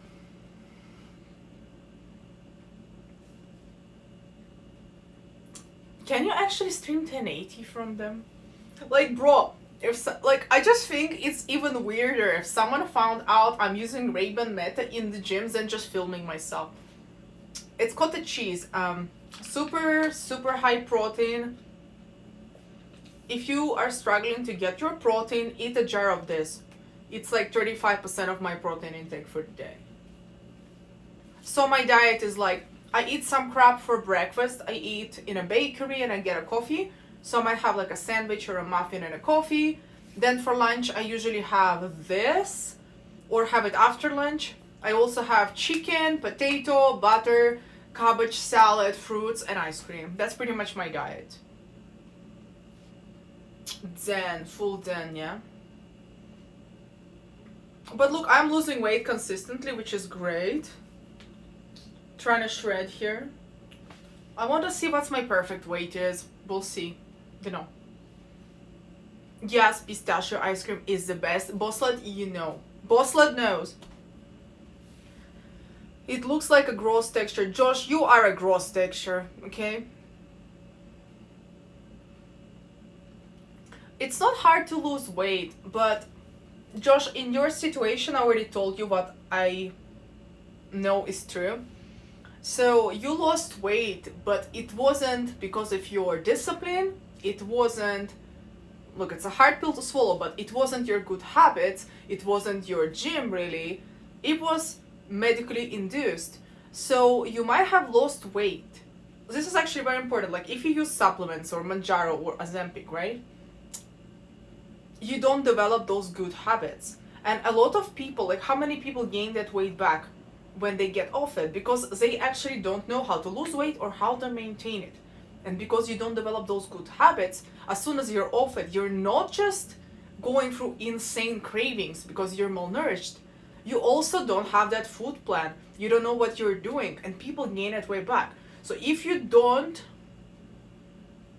take your time right now and figure out what works for you, how to maintain your weight, how to eat healthy, and how to have it habitually done.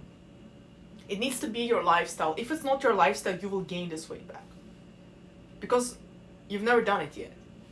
And it's a hard pill to swallow, but you need to be conscious of it. Otherwise, you're going to lose all your progress.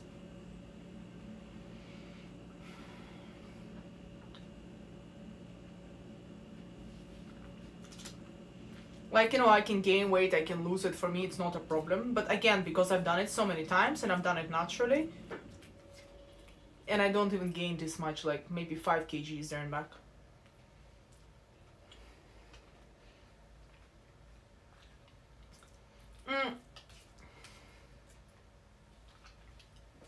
Like, bro, you need to take some responsibility.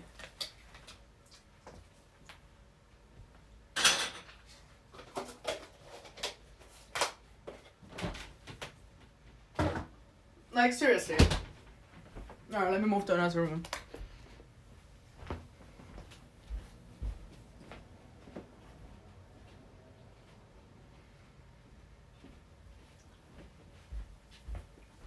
Alright, enough looking at butt hoses. Let's go on the bed. Let's go on a bed.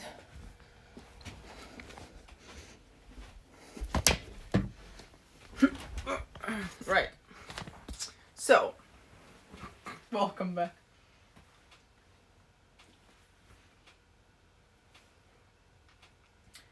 I mean, look, it's kind of sad that you're joking about it because it's not a joke. Like, you're a grown man. You need to be responsible for your nutrition. Like, if you're moving out later in life, it doesn't mean you can only cook a frozen pizza. You will need to develop those habits. Otherwise, it's not gonna be good. You won't look good, you won't feel good, and you'll hate yourself. Do you really want to be that? Or are you going to spend like a few hours of figuring out what normal nutrition looks like that will work for you and your schedule?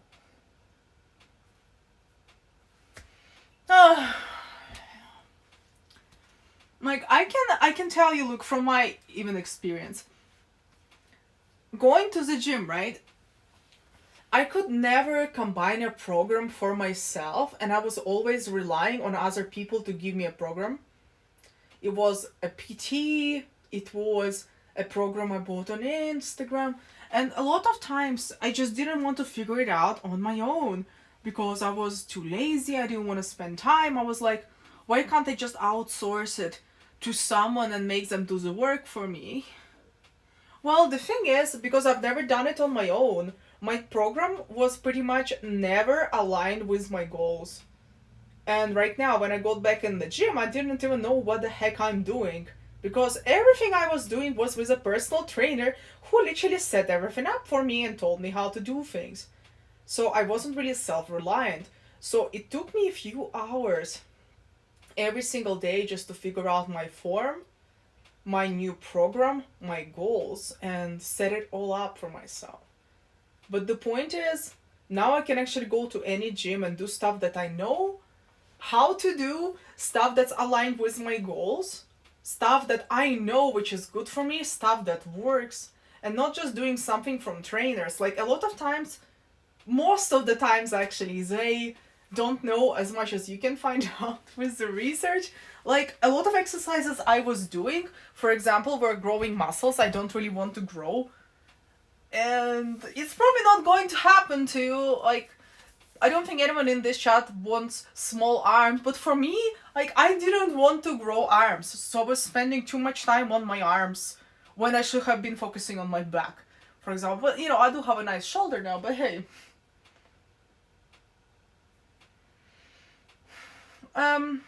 It's an expensive time save. Well, look, having a PT can be really good for you when you're a beginner to give you those exercises, but here and also anywhere, you still need to adjust to their schedule. But when you don't need to have a PT, you can work out when it's convenient for you. When I had a PT, I needed to work out when she had time. So I needed to have my schedule built around her schedule, which was not perfect for me. But now I can just, you know, finish my stream and go to the gym. It is really important to know what the fuck you're doing. Okay? And be self-reliant. If you cannot cook your own meals or you cannot build your own workout, you're going to be lost every single time you move. Because every time I moved, I needed a PT or I needed a new program because they don't have that specific equipment. Which, listen, this is important, which actually made me lose a lot of time. So sometimes you gotta spend that chunk of time on figuring shit out in order to prevent the future crisis. Again, we're talking about what we were talking earlier. And yes, we're talking about Josh's nutrition now too in the chat. You gotta figure it out, because if you don't do it now, it will get worse later. But I feel like I'm wasting my breath on you. Like, with nutrition, you just think it's not important. But it's actually one of the most important things you need to do for yourself. Yeah, that's right, Thomas. You tell him. Vibrating machines. I'm gonna put you on a vibrating machine and shake that bullshit out of you now.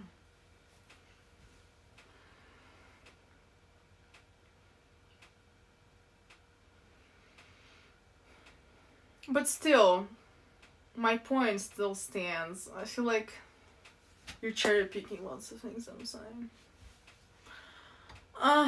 Well. Look, in your defense, you are a beginner in the gym, so I think it's actually good for you to have a PT right now, but eventually you the bird needs to leave the nest. Do you actually have any progress since the time you started the gym? Do you feel better? Is your injury better or anything like that? If I get jacked on steroids, can I go on an ice cream date with you? Oh my god, you got me at ice cream.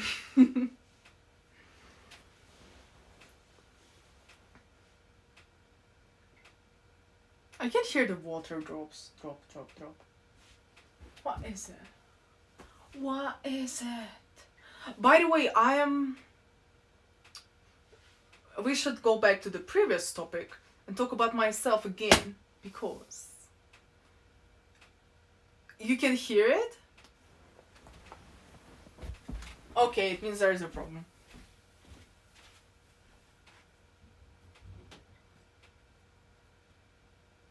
I don't know why it's leaking. It's leaking. It's gonna continue to leak. I don't know what to do with it, okay? I'm gonna call a guy. I'm gonna call a plumber.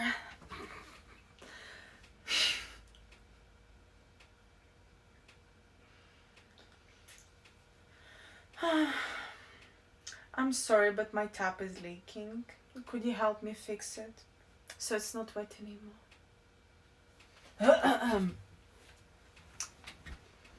How much is your gym?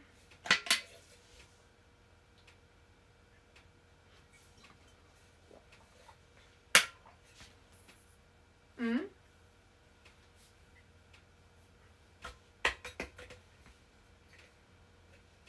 Alright, chat, we need to have a serious conversation right now. Who can have a serious conversation with me?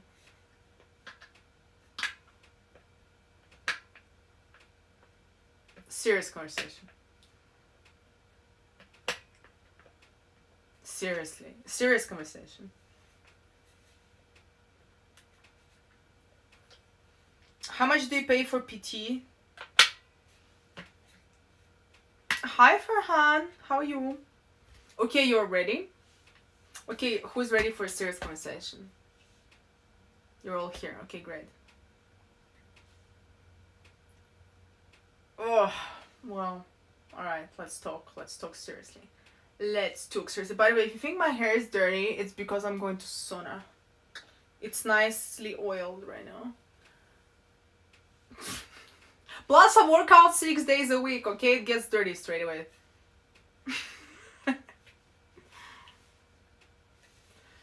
Well, eventually, look, when you figure out how to do it on your own, like, I guess right now you don't have anxiety of going to the gym, you can probably start doing it yourself and save that cash. But again, as long as you're actually going, you need to have that self-motivation too. If you don't have it, please keep your PT. You am! I'm glad, Farhan, I'm glad. Alright, so serious conversation, okay? Honestly, I'm gonna keep my other accounts as is, whatever. But let's talk about Xtasia TV accounts. If I do transition into music and musical content, what do you think would be a way not to alienate everyone? Alright, now I'm listening to opinions. Should it just be like me documenting my journey and sharing things that I'm learning? Or how do you see it? How do you envision it? Like, I'll need to sit down with myself and actually think about it. Alright, opinions.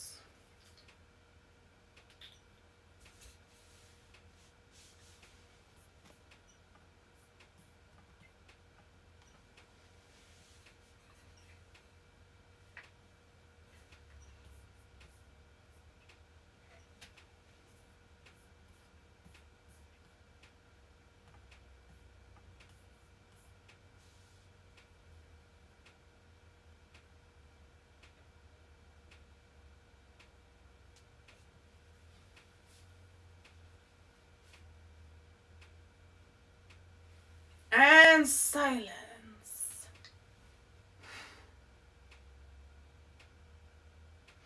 So basically Xtasia TV, everything Xtasia TV related. So basically my alternative. My alt. I mean, to be honest, it is my main. It's my smaller account, but hey, it is kind of my main, like more real and authentic account. So just think Xtasia Ego is like money focused and this is more like authentic focused accounts.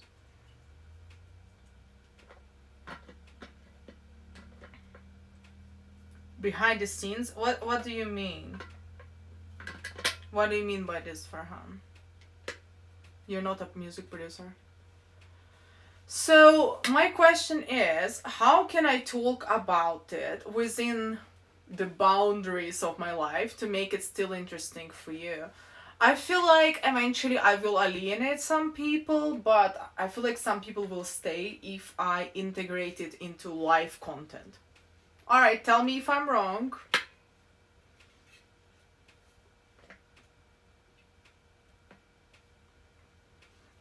I mean, I think eventually this is how I see it, right?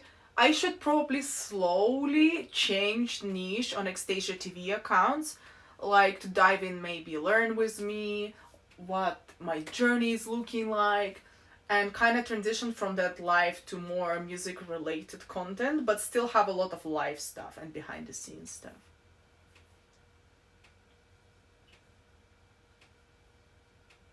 That was not the question, Josh.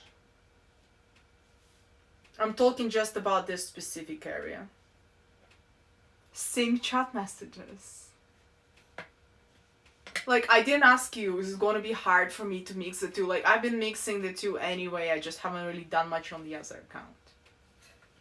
Like, no matter what I do, I'm still gonna make money, alright? That's not the question. Like, I eventually want to transition into doing something that I actually like doing.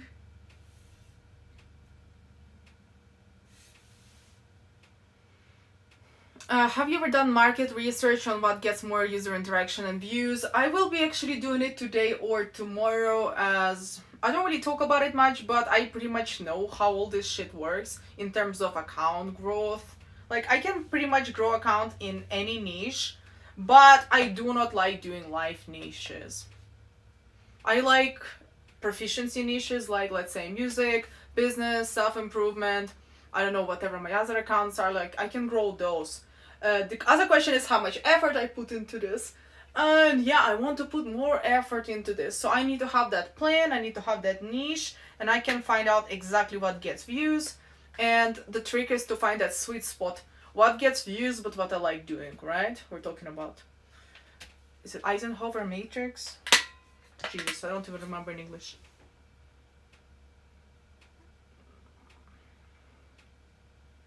I don't think you should switch to music. Keep it as is because you already have an audience for what you're doing, and changing it might reduce yours, but if you want to transition gradually. Well, the thing is, Farhan, look, I do have two accounts, right? The other account, like Xtasia TV, was already split as a PG account long time ago.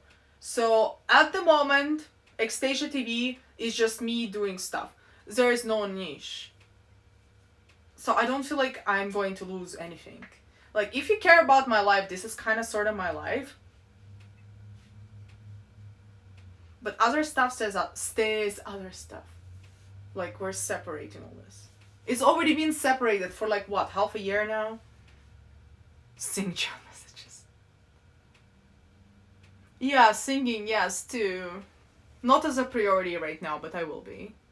Doing karaoke and chat suggest songs to sing from a song list. That would be fun, actually. As long as market research gets very specific in avoiding the stream title on certain way to get more clicks. Russian Privet, you're absolutely right. I know a lot about keywords research and all that stuff. Good reminder that I actually need to do it. I was just asking today of your opinion. So my question is, if I start doing more stuff like this on Xtasia TV, are you gonna leave? That's the real question. Are you gonna leave?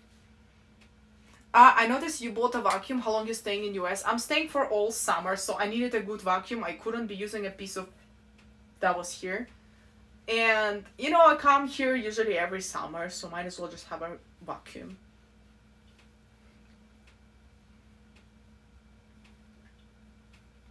So, you see, this is exactly what I wanted to hear. JJ is saying... if you do start it, document it from the start, like when you first get Ableton, figuring out how to use it, following tutorials. That would be interesting. Okay, this is exactly what I want to hear right now. How can I make it and transform it into a journey that you want to follow? This is a very, very good point here, Josh.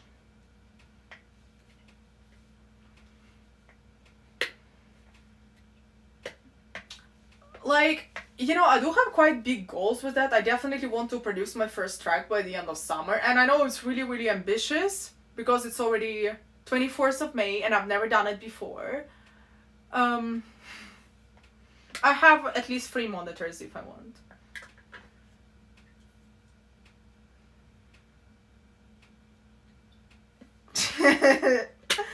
Yeah, so this is actually a good point. You're like, oh, if you wear red latex, you'll get more views.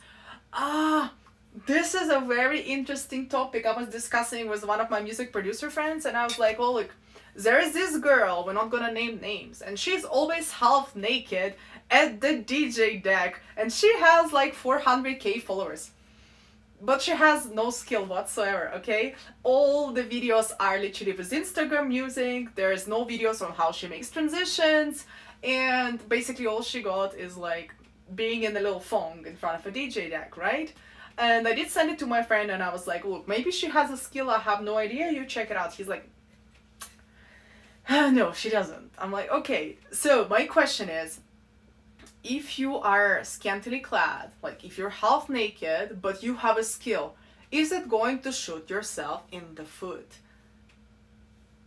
Right? But are people actually going to take you seriously if you're half naked? Even if you have a skill, they might remember you, but they might think you're a poser just because you are performing those kind of tactics. It's a very, very blurred line. Or do you need to get good first? Do you need to attract attention in good ways? Because, you know, they say, oh, any attention is good, but is it? Also, if you frame yourself like that, you might alienate a lot of people with different mindsets. They'll be like, ugh, this is just some spicy chick, right? But it will get the clicks.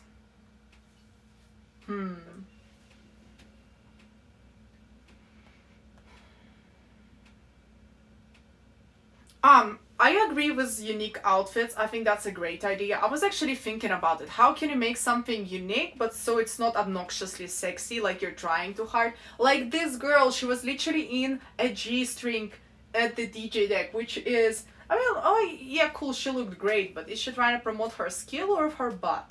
Right? That's a question in my head, because when I've seen it, I'm like, well, I'm looking for her links already. Because this is what it implies. And even though she doesn't have them, oh, fucking hell. But I was thinking, yeah, crazy outfits definitely be good. So I'm thinking more like Burning Man outfits. Opinions? Yeah, I'm definitely not doing his mouse head or marshmallow. I know, right, Thomas? But I was already looking. I'm like, well, that's one way to promote yourself. Because that's what I look for, you know, from a perspective of someone who grows accounts. I understand what the hell a funnel is. I'm like, alright, this is a funnel. What she's funneling to, and I'm like, her Spotify, but she has 300k, listen, 300k followers on Instagram, and barely anyone listens to her Spotify. 300k, she pretends to be a DJ, or maybe she has a little bit of a skill, doesn't matter.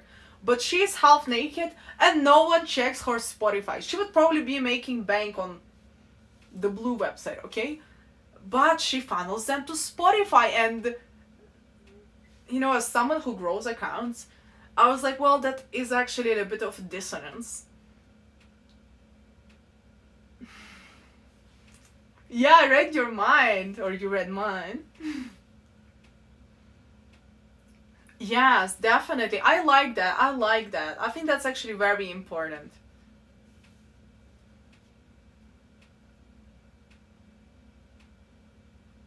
Did damage wearing his head so much, really?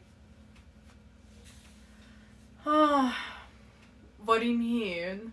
Automate your sets? What? But like, you see the things like, I don't want to be a fake. I want to get good at something I want to do, and I want to be proud of myself for doing it. I want to work hard, and I want to achieve that mastery in that specific skill, right?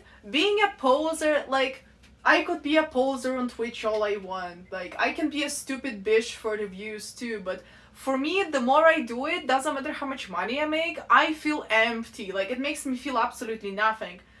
I know there's so many people doing this day in, day out. For me, I am sick of it. Like, it brings no value to this world, except maybe some slight entertainment value. And who's even entertained by it much? Do you understand what I mean? Like, I even think TikTok dances are great, yeah? But overall, trash content for views, I mean, I am quite close-minded about it myself, because I see trash content, I know it's trash content. Like, I know it's brain rot, and I hate brain rot. I just cannot stand it. And I watch it because, like, I do brain rot as well. Sometimes, right? But it brings no value to this world. Makes money though. It makes money, it brings in views.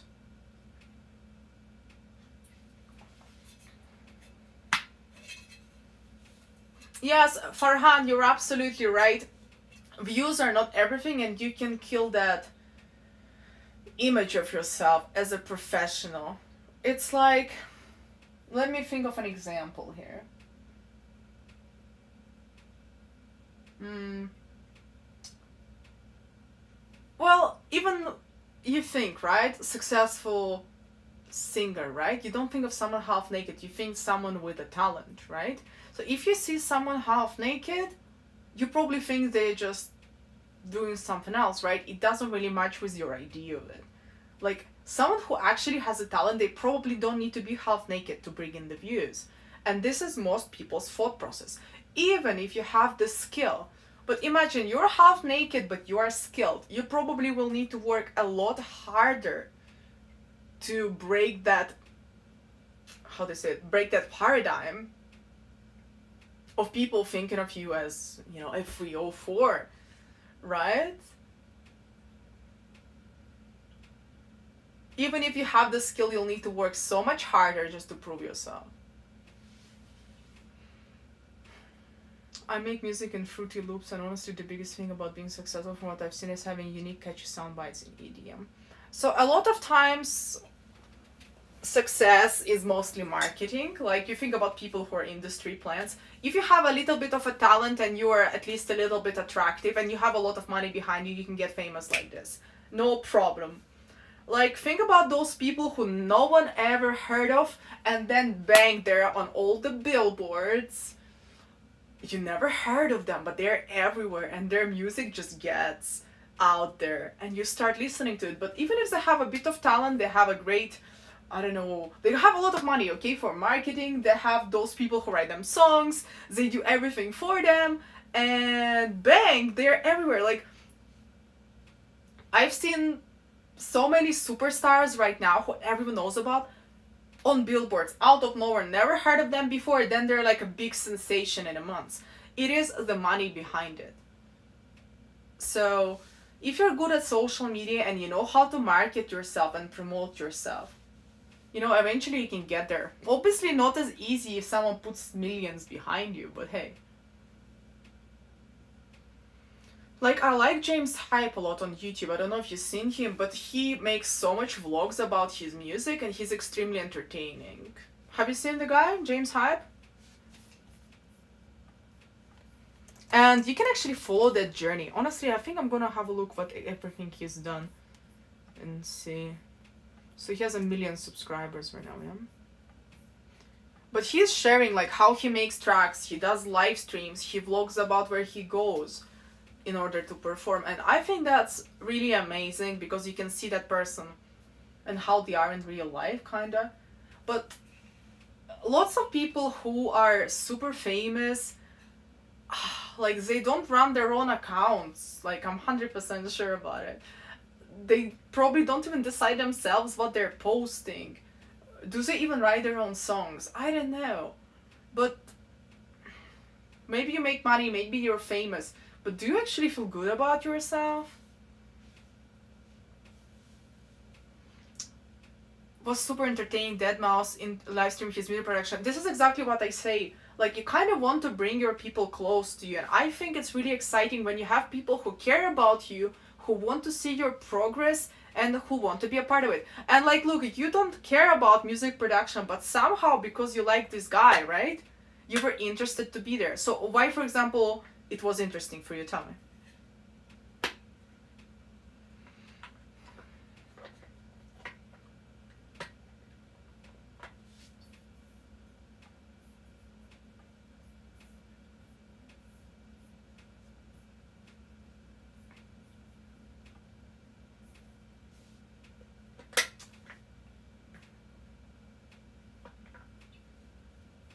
Yeah, but there's obviously a difference between someone starting out and someone doing it for ages. Of course, you're gonna have something crazy in your house at some point. Hi, Nicolo, how are you? Organic content from my business. What kind of business is it? A lot of times with organic content, you just gotta find out what works and do it. Easy to say, but there are ways to find out what works. And it always changes. You love his music, you like his personality, and he has some cool, rare, unique music tag. Like synths from the 50s. That's really fun, right? Oh, I thought you were just Nick. Aha, I see. Let me see. Hold on. I haven't seen this account before. How you doing? Millennial, actually, you're just perfect timing. I have something to ask you. Oh, you post nothing on your YouTube. You're lame. Or do you have another one?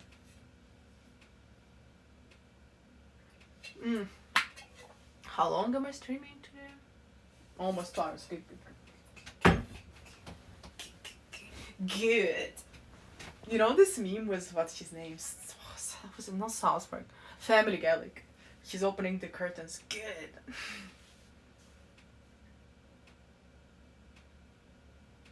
Oh, okay, fair enough. Fair enough. Thank you, Boss Lad. I'm about to go to the gym in a second. Let's undress, you know. It's also a Memorial Day day.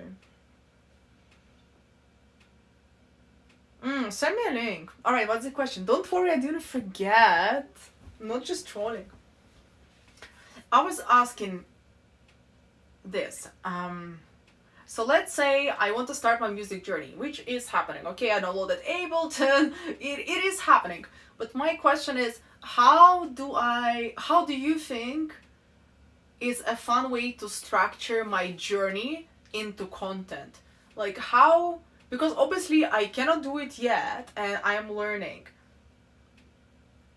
Do you think making like learn with me or interesting stuff I've learned or this is why I failed could be an interesting way to get people to the idea that I'm changing that niche and take people on the journey of learning something new?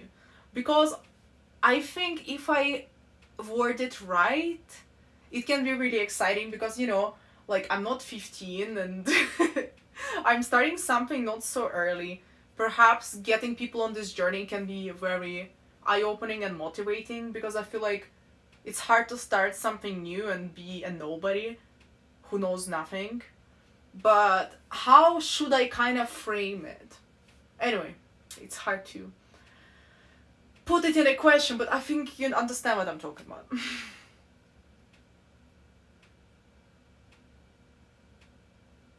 Oh, Mascarnero sleeves, that's a banger.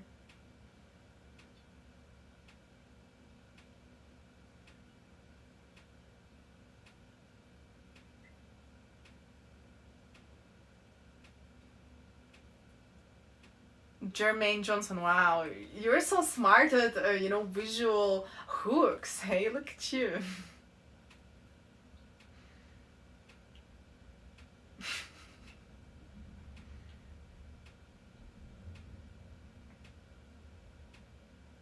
Oh wow, that's insane. That's really cool. I would love that one day. Those sims sound really fun.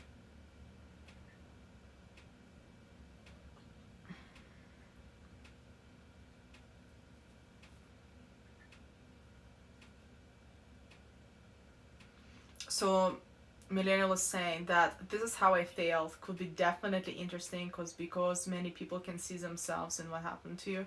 They realize they're not alone and they could feel part of a movement.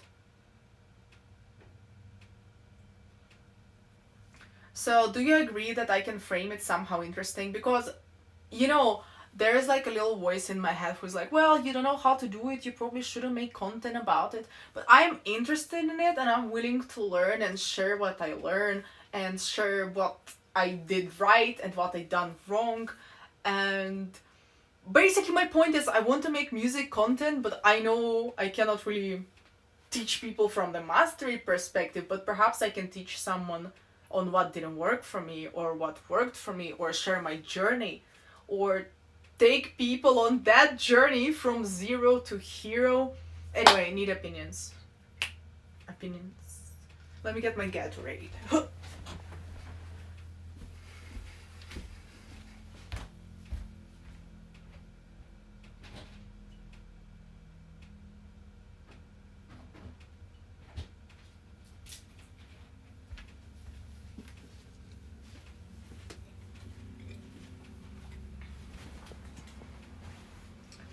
My god, I wish that video got deleted. But we can like, when I learned how to sing, we can show people that as a starting point.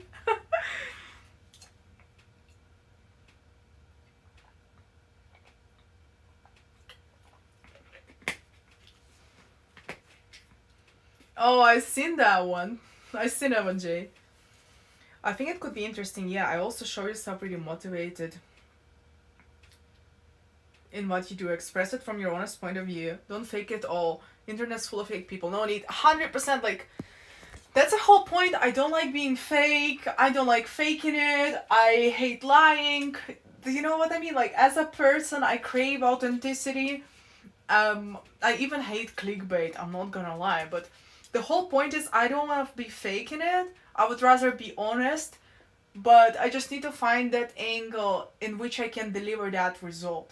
Like, perhaps I can learn something and then I can teach it. That's not a bad idea too, is it?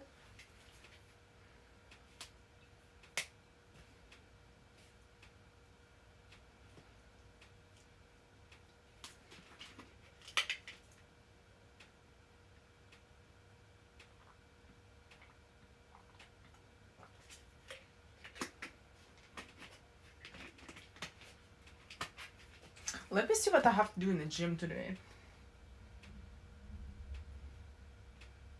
I don't like this mango flavor. Ugh. The funniest thing about going to the gym, your makeup runs when you go to sauna and then you're like a panda.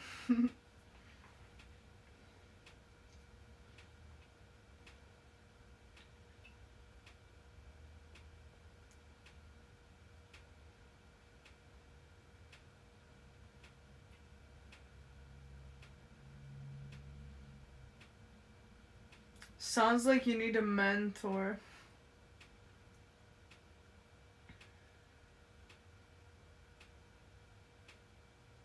I got millennial. Right? Right? Right?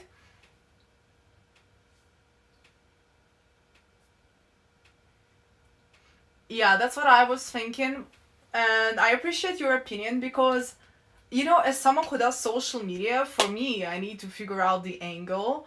And sometimes it's hard to be objective because I'm a very non judgmental person overall. But I know everyone judges, right? Even if people try not to judge, they still judge. And in this situation, it was like, I also checked where she was funneling people. So I originally thought she's promoting her adult stuff, which she didn't have. And then she had her Spotify, which almost had no people listening to it. Which pretty much means that everyone who follows her just wants to look at her assets instead of checking her music. And then the question is, do you really want 300k people who just want to look at your bobs? Like, is there a point of having audience like that at all? Farhan, good luck.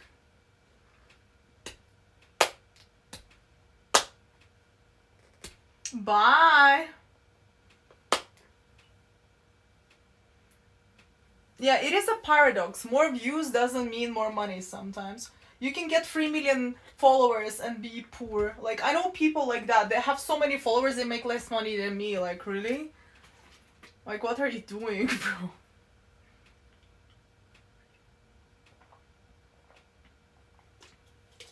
Ugh. No, this is disgusting. Ugh. Like, it matters what kind of audience you have. Do you have 300k people who don't care about your music, who want to look at your assets, right? Or do you have 20,000 people who actually genuinely care and want to listen to what you produce, right?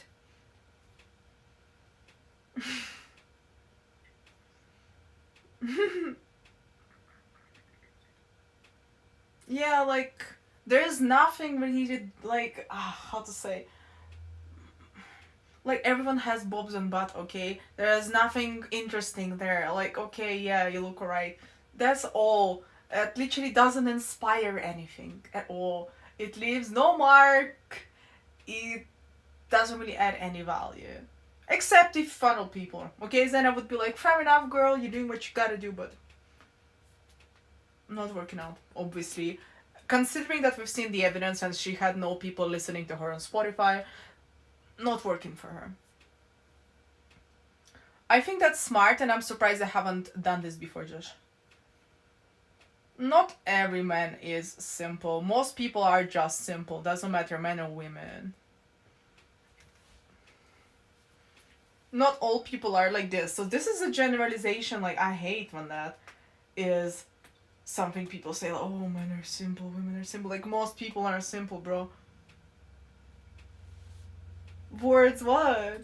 Like, first of all, yeah, the masses will always be simple, okay? Are you gonna be part of the masses, or are you gonna be someone who actually is conscious, self-aware, and are you going to transcend it or not? What's right? What's right? What exactly? I said like 50 things right now.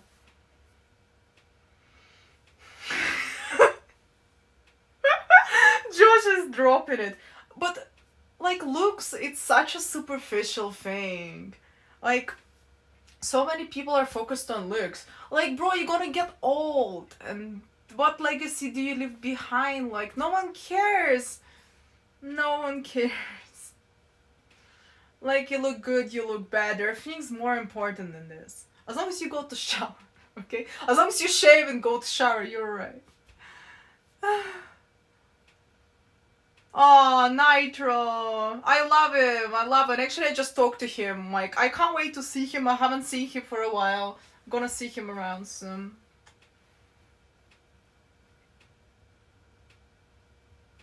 Here's looking hot and looking cool in two different things. Hi, Dreamcat. Well done for shaving. But my point is, you know, looks is such a superficial thing. And it is sad that so many people right now are so focused on it more than they're focused on their inner beauty. And it doesn't matter how nice you look if everything inside of you is shit. It's like a shit cake with icing on top. Like, as soon as they get to know you, they'll probably leave you the next day because you're unbearable. You're not interesting and there's no depth to your conversations. Like, I just want to plug my ears and never talk to you again, kind of thing. Like, can you please shut up? You shaved this one. Missed you already. Looking forward to seeing your new place when you move in. Oh my god, I'm scared. Like, I'm so tired of moving all the time. It's like, I just need to buy my own house. I'm tired. I'll just buy a house. Danzo. How are you generally feeling, Anna? I missed you. Well, I feel fine. I feel fine. You know, like, I'm doing less things, but at the same time, I'm just figuring out what's going to work on a more long-term basis. I've understood that I am not doing things that are important to me because they're not urgent.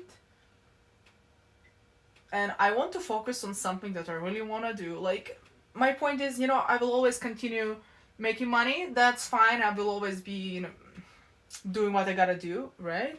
But the thing is, am I gonna develop something I truly want to do authentically, deep inside of me? And this is up to me. It's up to me how I prioritize. It's up to me how I structure my day, how I structure my week. And it's also up to me if I'm going to say no to things I don't want to be doing because they don't matter to me.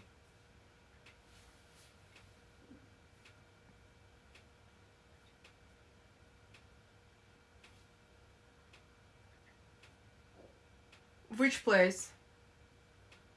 Which place, Jay?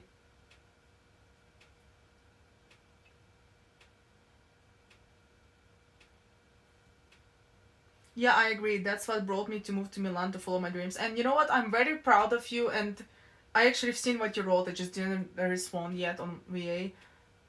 I think it's amazing that you're doing what you love. And I'm jealous, but in a good way, because that's exactly what I want to do. I know that you feel that you're in the right place and you're doing the right thing and you're in alignment with yourself. And I'm so happy for you because I want to be exactly the same person. And this is what matters most. This is just so important because I cannot stop talking about it. Even if you make really good money, but you're not doing what you want to do, you will hate yourself and you will hate your life. As I'm saying, like, I can be stupid on stream, I can produce stupid content, I can continue making cash, right? But it makes me feel empty. It literally makes me feel empty when people ask me, what do you do for a living? Like, I don't want to say because I hate it. I don't want to show anyone. Like, I know it's cringe, but it brings me money, okay? Like, I'm talking about other stuff right now, yeah? Yeah, it brings me cash, okay? But it doesn't bring me peace, it doesn't bring me happiness, it doesn't bring me... Like, you know when I see those people with millions of followers on Instagram or TikTok and they're doing stupid shit and acting stupid on camera every single day? I know they're making money, but I kind of feel sorry for them because their lives are mostly... Not everyone, okay? That's a generalization, but most of their lives are empty. And this is a fact because many people live doing those things and they talk about it. That they live in a house and every single day they produce stupid content with people who are not even their friends. Because the only reason they see each other is to make those stupid videos. And then after 10 years, what?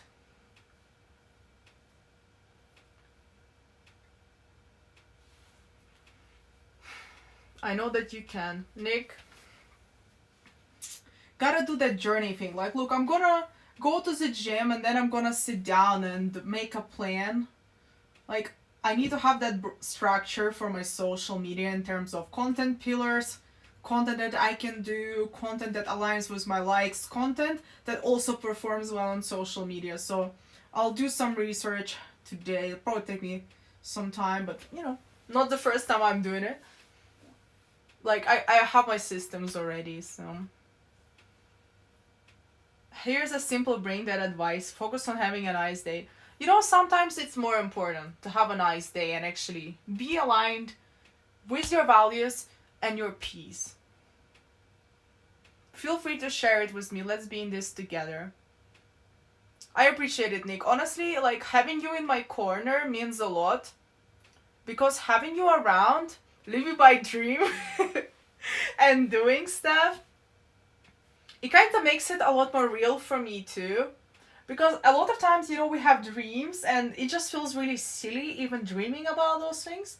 Because there's like no way. But having you doing it and being there in my corner to support me, that really means a lot. So yes. I have to say I'm a tad worried about when I move out being on my own all the time. Maybe I should get a roommate. Josh, you need to learn being alone. And you need to learn not to be lonely. And as soon as you learn this and you're happy on your own, this is when you transcend to another level of being. And you'll stop chasing bad things.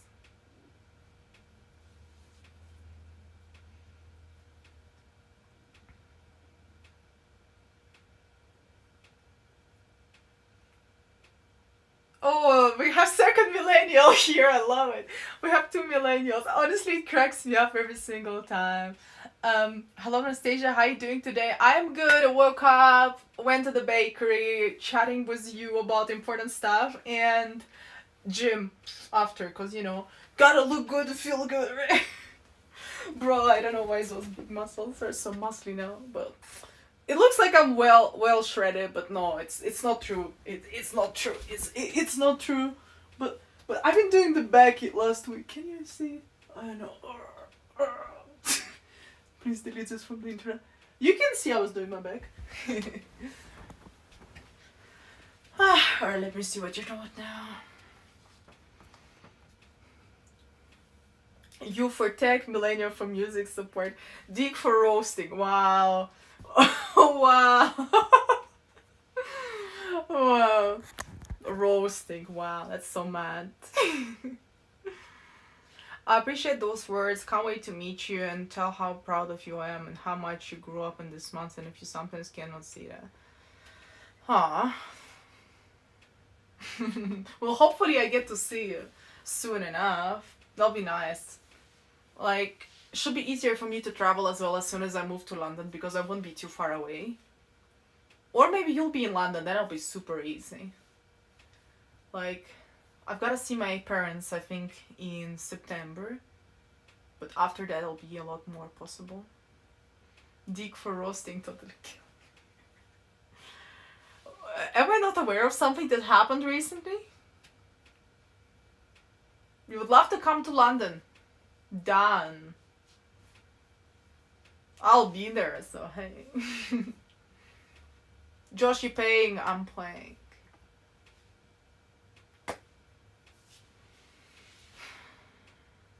Well, okay, so look, what I'm gonna do today, I'm going to sit down, make a plan, do some research in terms of content, what I can do, how I can record that journey of mine, because I kind of need to have that structure, and then I'll show it. Okay? I'll show it to you guys, I'll show it to Nick, and you can tell me your opinion and if it sounds like something you would be interested in seeing. Sounds good? Prague is sick. I've been to Prague too. Once, though.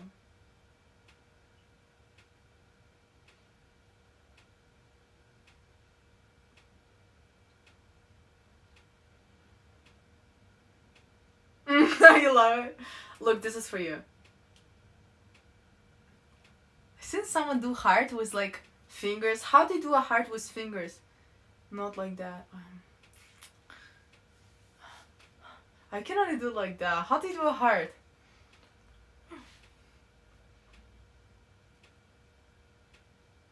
Fuck's sake, bro. Oh, it worked!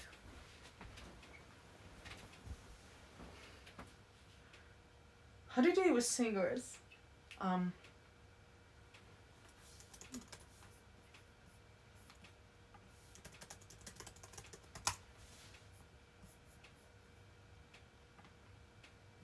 Wow, that's a heart?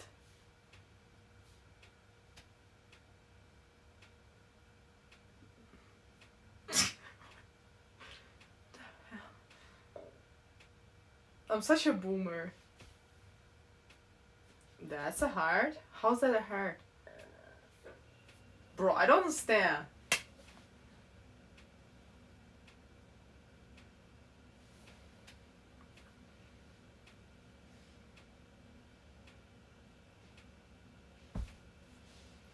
Oh no. This dog is well regarded.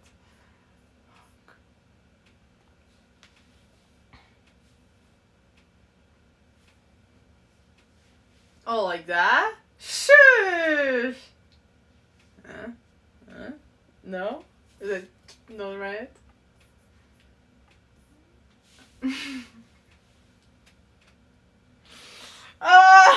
Makes me feel weird doing it. Like my fingers don't want to move like this. Is Milan fun for Christmas, I wonder? Invisible apple. It's a Korean heart. How do you do this?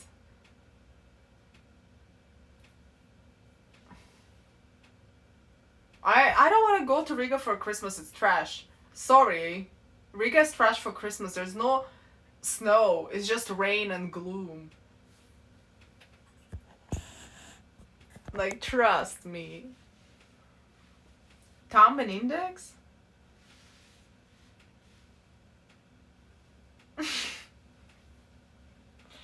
What? How do you do this? I don't get it. I don't get it. The vlog I saw, it was snowy. Trust me, Josh, there's no snow. It was a lie. Photoshopped. It's Photoshop. Riga is not good for winter. Like, trust me, I'm from there. Yeah, basically Blade Runner city. Ooh? What are ooh fingers? Yeah, send me a video tutorial, please. I don't get it. Like, huh? Huh? No?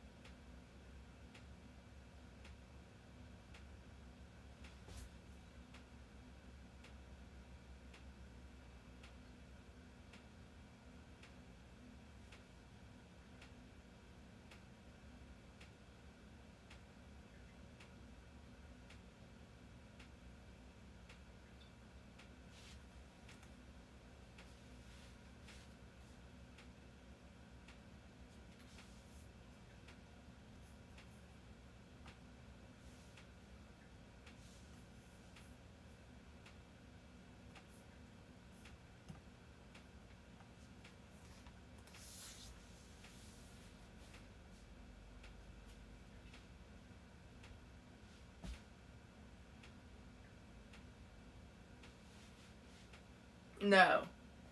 No.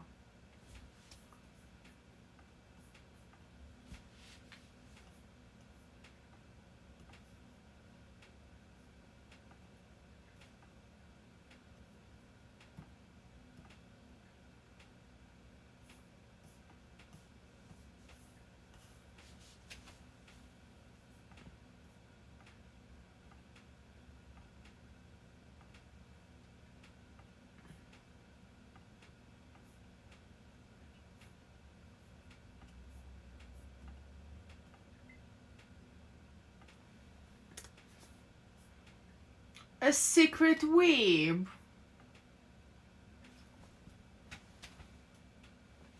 Lies, lies, lies. Right, boys, I gotta go to the gym or I'll never go. I'll never go otherwise. It's time to get sweaty.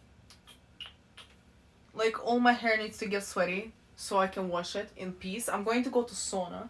So, it means I can finally wash my hair. Can't wait. Oh, I've seen that popcorn. I wasn't too impressed. I don't think. Pretty much is, yeah. Do you swim? No, I don't swim. I mean, I can swim. Let me see what I'm supposed to do. Like, if you ever wanted to see my gym program, who wants to see my gym program before I leave? Can you swim? Who cannot swim? Like, who doesn't know how to swim? It's like riding a bike. Everyone knows that, right? Oh, chess! What? What? What? I think camera on this phone really sucks, by the way. Like, the lens distortion is bleh.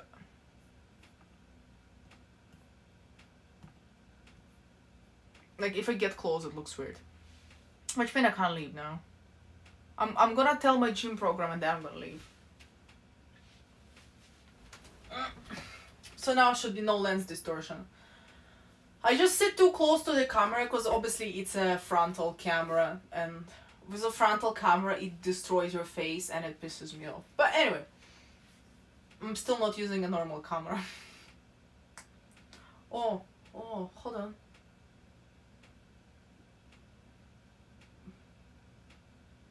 Ah, you got it!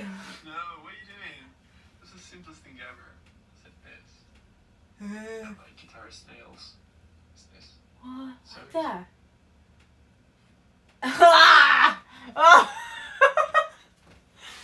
Ah, made me feel so weird and so wrong. Let's try. Hold on. No, what are you doing? This is the simplest thing ever. Except this.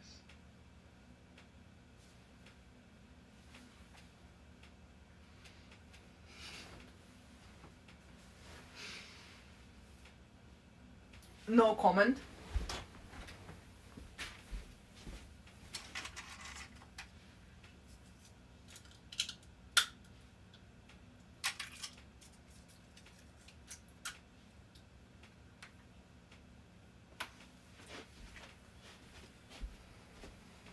No comment.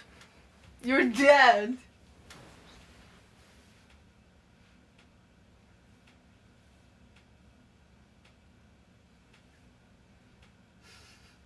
Okay, let me tell you what my gym program is, and I'm gonna leave because I gotta go. And it's a Memorial Day, there's so many people around now. Like, everyone's out and about. So it means I gotta be out and about.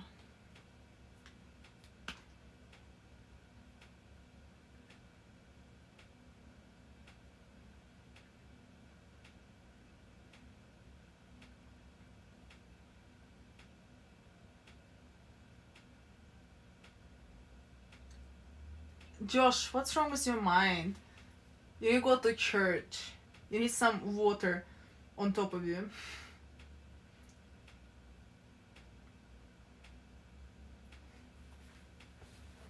Oh, by the way, I sleep on silk.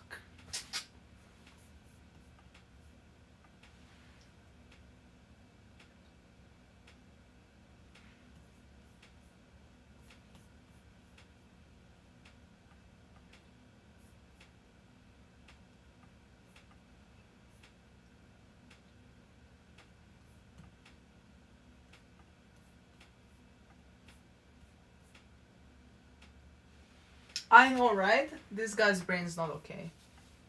He's just not okay. Like, get off the internet, bro.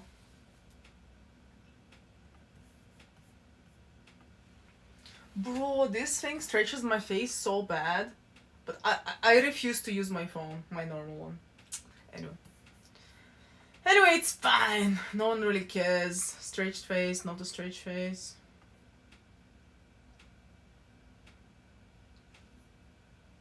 It's just when I look at myself, it looks off, you know? I'll just not look.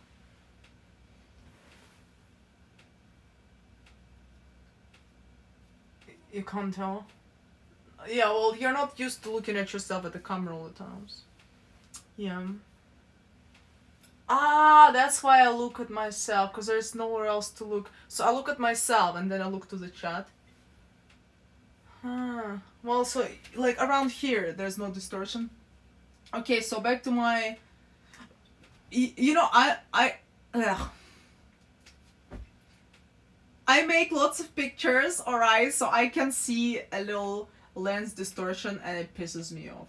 Okay, it's a occupational hazard. Plus I changed my phone. Yeah, if you take a selfie every 6 months, you wouldn't know. You just wouldn't know. Okay, back to my gym.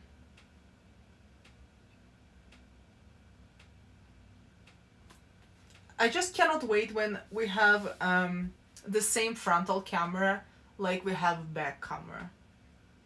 Like, when? Like, I don't want anything, I just want selfie camera to be as good as the back camera. Is it too much to ask?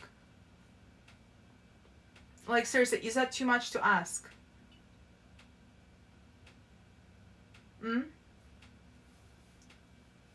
Is it too much?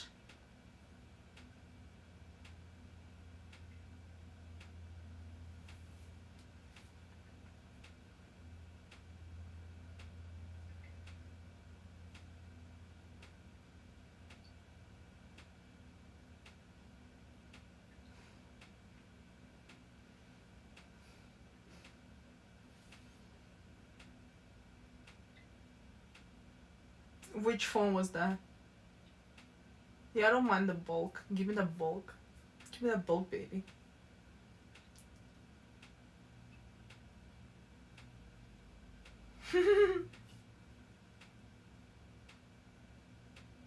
Yeah, but I don't want a camera. I want the phone with a good frontal camera.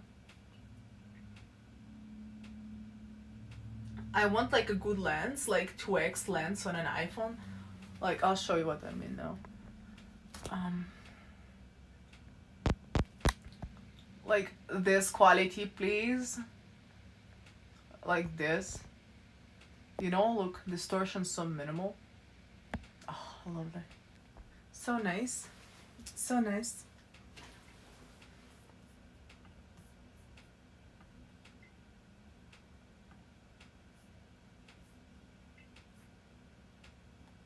Even like this is better, I feel like.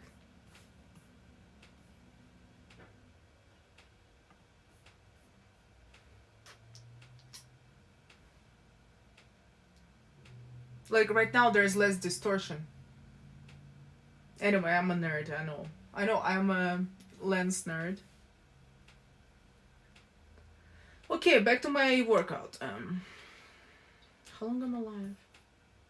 2 hours, 30 minutes, okay. I am. Okay, I am. Oh yeah, I am. Right, let's see what's my workout today. How to roll a foam roll. Don't know. But like, no one really cares to see your face in HD, let's be honest. Like, I don't think anyone cares. Look at Adin Ross or Asmongold. No one cares. I personally hate when they have, like, it's an unpopular opinion, but when you have a streamer and their room is full of stuff, I don't like it. It's just too much going on. Thanks. How much foam could a foam roll if a foam roll could foam roll? What? Like, you get popular streamers streaming with a phone jerking like that when they do an IRL stream. No one cares. Like, no one cares. You like it? Really? Why? I just want minimalism.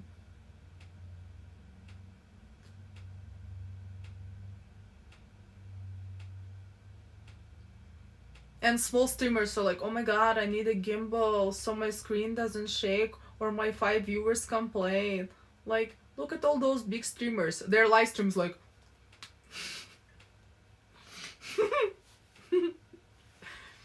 I honestly don't care for it. It's so true, right? It is true.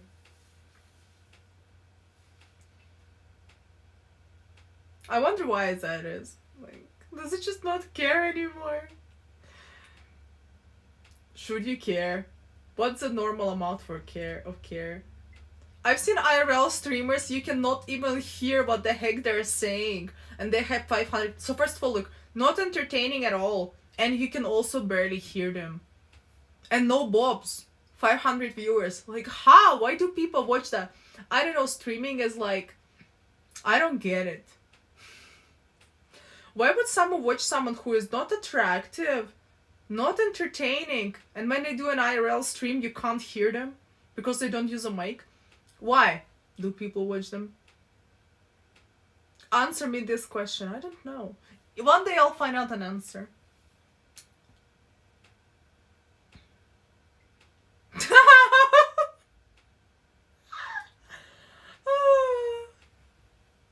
My accent is like so easy to understand. Have you seen XQC stream?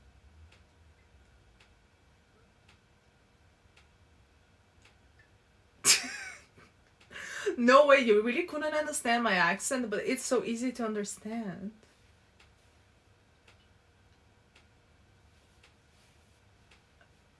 But my point is, it's noisy on their streams, so not their accent, it's noisy. It's easy to understand, just fast. Not really, no. Not really.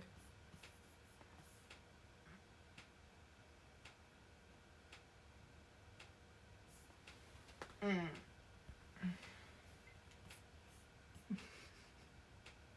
So are you trying to say that XQC is easier to understand than me?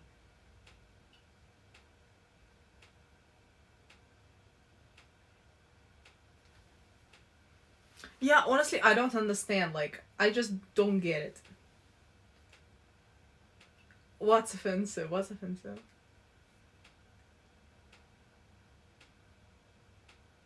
So you're saying that understanding me and understanding XQC is equally as hard? Is that your point right now? You think that XQC is easier to understand than me, Nick? Really? Really? Really?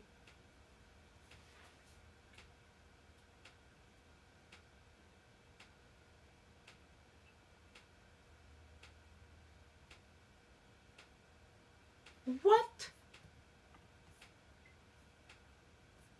Lies.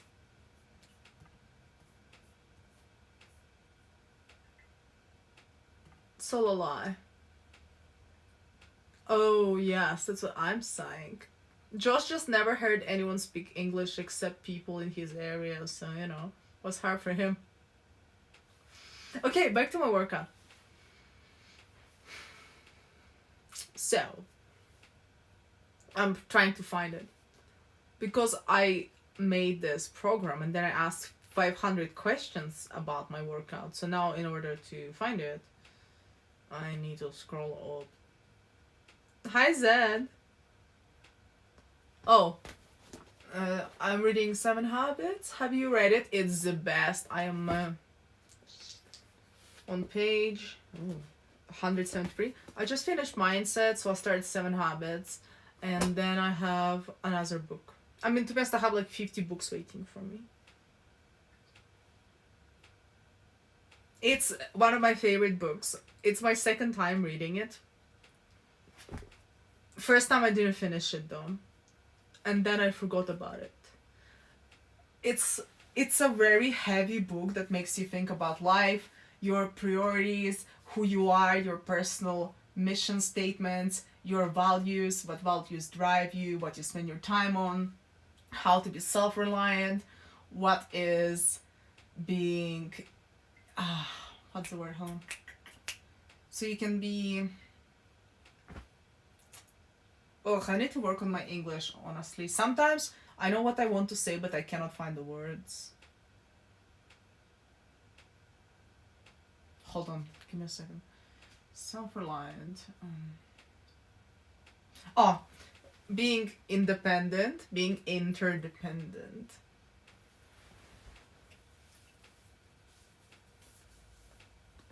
Oh, can you send me the name on the chat? I can't with books, I read a lot, but in chunks, like lots of news analysis and blogs. Well, unpopular opinion, probably a popular opinion, like it's not the same. It's not the same. Articles, news, and blogs is just not the same. You cannot get that information in like 5 short sentences. I've read many books on self-improvement, and yes, a lot of times, many of them reference this. By the way, this is like the Bible, in my opinion. The Bible of stuff. But point is, articles and news and politics, it's just gonna keep you busy, but it's not really gonna help you. Did they help? A lot of times, many books, it's people who went through something and they try to share their journey and knowledge with you. At least if you're talking about self-help books. News and articles and reading Twitter is not gonna give you that. It's probably gonna give you some updates about what's going on in the world, but it is not the same. Like, human life is a journey, and books, it's probably one of the easiest ways to live someone's life through their words. So there's no point for me telling you how it can affect you unless you read something that you need to read. So the thing is about learning and information craving, it lights up your dopamine, how to say in English? Basically, it messes up with your dopamine. You think you're being so smart and learning about different things and different opinions, but most of it is useless information. Like, you might win a pop quiz, but all this stuff, does it actually matter? Does it actually help you? Receptors, yep, that's one. Receptors, thank you! Thank you. Does seeking information light your brain that you're being productive and you're doing something that matters? It's never ending. Like, you get more and more information every single day. But at some point you gotta do something. You can't just collect information. Like, you can also read self-help books all the time and be an idiot because you never put it into practice. You're like, oh my god, this is an amazing concept, and forget it and never do it and never apply it. Thank you for sending me. I'll put it on my list. I love a good book, you know me. But yes, I definitely recommend 7 Habits. It's very, very deep. So it might take you some time just to digest it when you read it. So did you read it or did you stop in the middle? Because it is a heavy book. If you don't think it's a heavy book, you're either the most enlightened person ever or you're not paying attention. Because it is the Bible. It is heavy. It is enlightening. If you apply those principles, you will be a totally different person. You will transcend. Like, you are not the masses if you put at least 50% of this into practice. You are an enlightened being. And you will make a great impact on the life of yourself and everyone around you.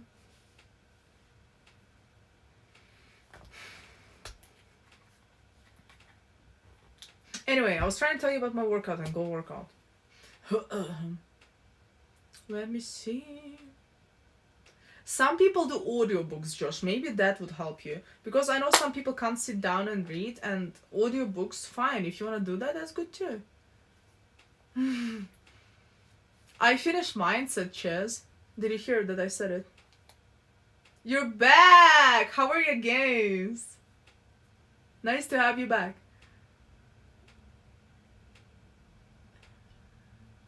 I'm trying to find my workout. Bloody hell, it's 3:30 already. You did very proud. I really liked it. It was a good book, and thank you so much for recommendation. So this Mindset, Chess bought it for me to read. It actually made me think about my childhood and made me understand why I think the way that I think, why my brain was programmed a specific way by my parents and my environment, why I failed and quit many things. It was really, really mind-opening. It did, Chess. It was a great recommendation, so if you have any more, you give me. I'm recommending you this, so I'm waiting for your review on 7 Habits. Man got angry and left. Oh my god, someone takes their game seriously, huh? Nico is millennial, by the way, if you didn't know.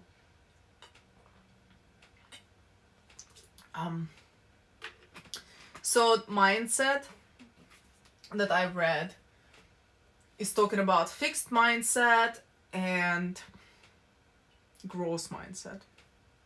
Yeah, it's disgusting.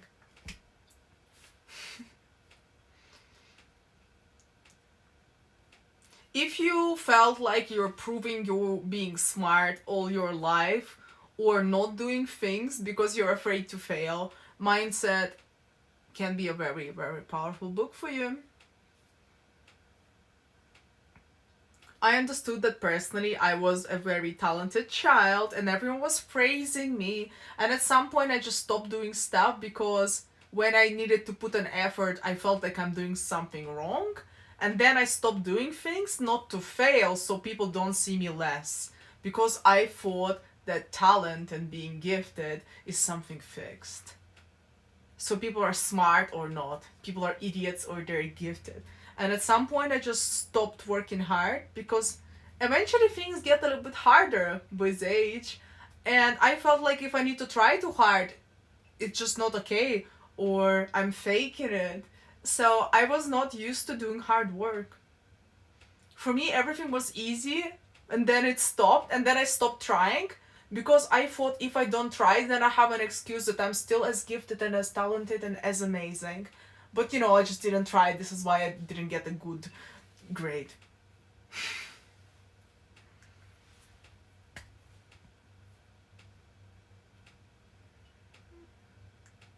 What's a helicopter parenting? Look, I'm competitive though. What were your grades? Well, I was the best in class, all across all subjects, until I think 11,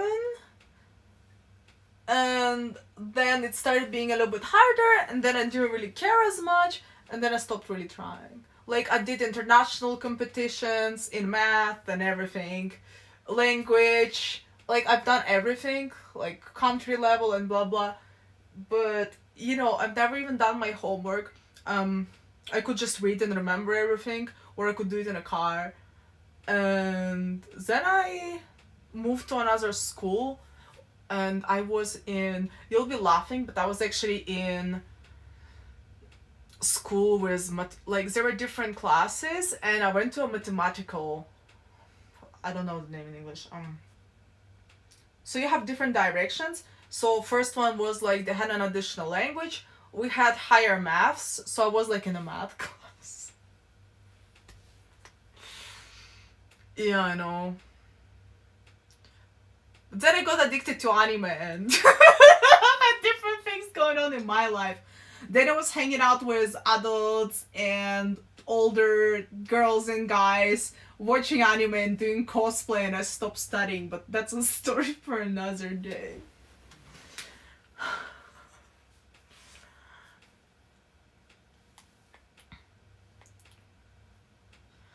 Hi, that's interesting. Helicopter parenting. Like, for me, I was, like, always praised by teachers and parents, and then I guess I was very afraid to lose that if I fail at something, so I never really tried hard at anything, because I could always have an excuse, oh, well, I didn't put an effort, I'm still better than you. Do you know what I mean?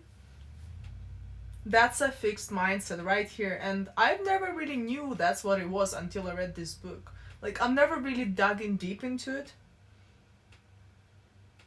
And Josh, back in the day, there were no good smartphones, so you'll probably never find those pics. Maybe I have one on my hard drive somewhere. Like, no one praised me for my effort, ever.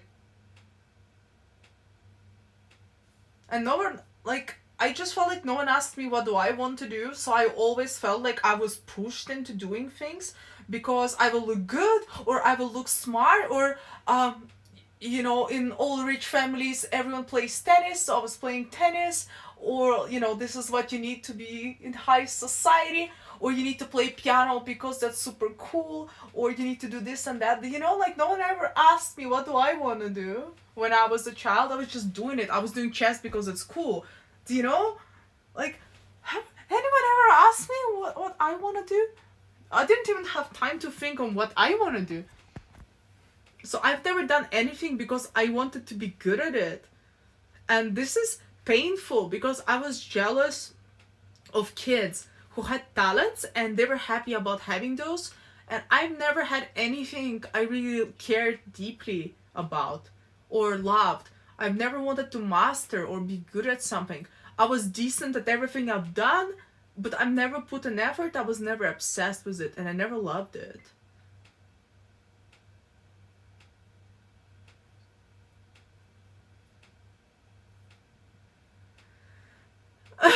What?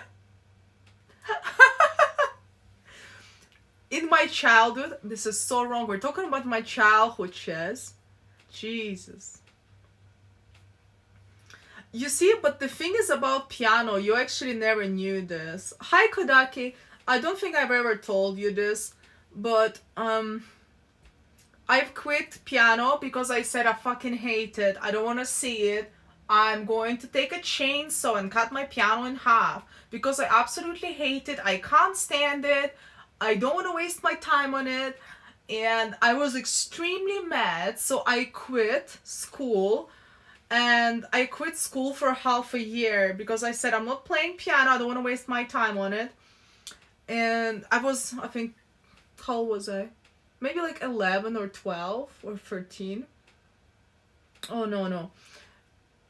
And guess what? I quit for half a year. And then I decided to come back on my own because I wanted to get it done. And that was my decision to come back. And it was my decision to quit. But I actually came back on my own. And that meant a lot to me that I wanted to finish it. And it felt like the only decision I made myself. Hi, Zed. Exactly. When I left home, 15.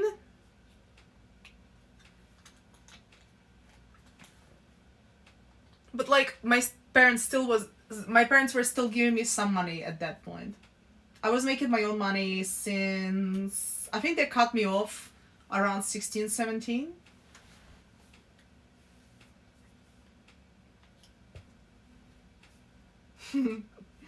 Look, I think it's an incline walk for 40 minutes, so I don't think it's this exciting, but I'm still looking.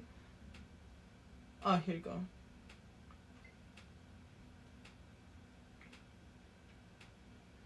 Uh, 15 donkey kicks, 15 fire hydrants, 30 seconds bridge hold. So 3 rounds of 20 band walks, 15 donkey kicks, 15 fire hydrants, and 30 seconds bridge hold. 3 rounds, and then 40 minutes incline walk. And a little bit of calf exercises. I went to UK for a year when I was 15 till I was 16. Then I quit college. Then I ran away from home again.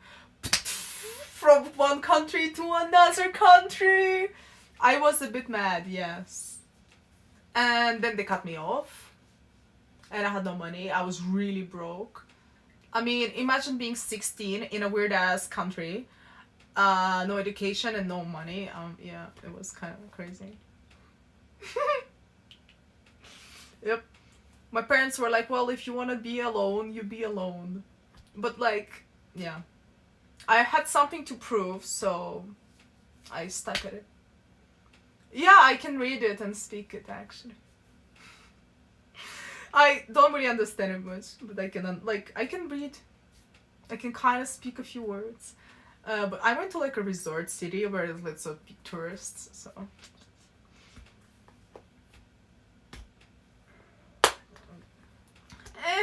Not really, but anyway, it was a long time ago. I was not doing well. I was not doing well those days. I wanted to run away. I had no education. I quit college at that point. They tried to put me to uni, which was absolute bull. I couldn't study in Latvian anymore. I didn't want to. I ended up in American high school. Anyway, it's all a long story. Would you say it built your character? Josh, what do you think? I mean, of course, I'm literally on my own since I'm like 15, so... At least I know how to cook and do laundry. And trust me, at first, I didn't know how to do laundry or how to cook rice.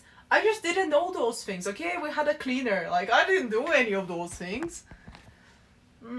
You learn. And I found a job to look after myself because no one was there to give me money. Like, my family was not there for me because I cut them off. Do you know? So you learn how to get a job, you learn how to do a shit job, you learn how to not starve and survive in another country. Plus you need to understand it's not my main language, so everyone's like, oh, you're so mature for your age. I mean, yeah, it's called trauma.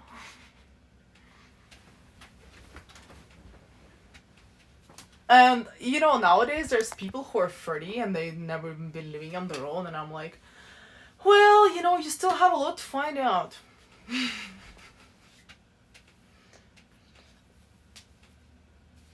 Because, you know, by the time I was like, what, 22, I was alone already like half my life. And there are kids who are still in uni. Like, we just had nothing to talk about. Like, do you even know the pain of life? No, you don't. But anyway, like, you know, I'm happy some children have some nice and sheltered life without any trauma or pain or misery or... But, you know, all that shit, it really builds you as a person and gives you that depth. Which you can see talking about sheltered people. You know, when you talk to someone, you know if someone went for some shit. Let's just put it this way. If you went for some shit, you'll know. Those people tend to be non-judgmental and actually more positive because you know what shit is and how it feels. You can appreciate the good times. Like, you know, being born in a rich family and nothing to do and having all that money to build, I don't know, 50 failed businesses so one succeeds. It's obviously living life on easy mode because you have that safety net. You can fail as much as you want. But can you even appreciate what you have? Probably not. I don't think you can. I hope that people like this can be happy eventually, but so many people born into money, they just feel lost.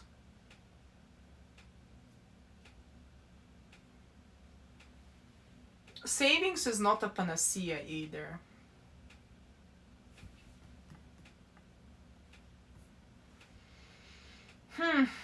Right, anyway, I'm kind of rambling for too long, I feel like.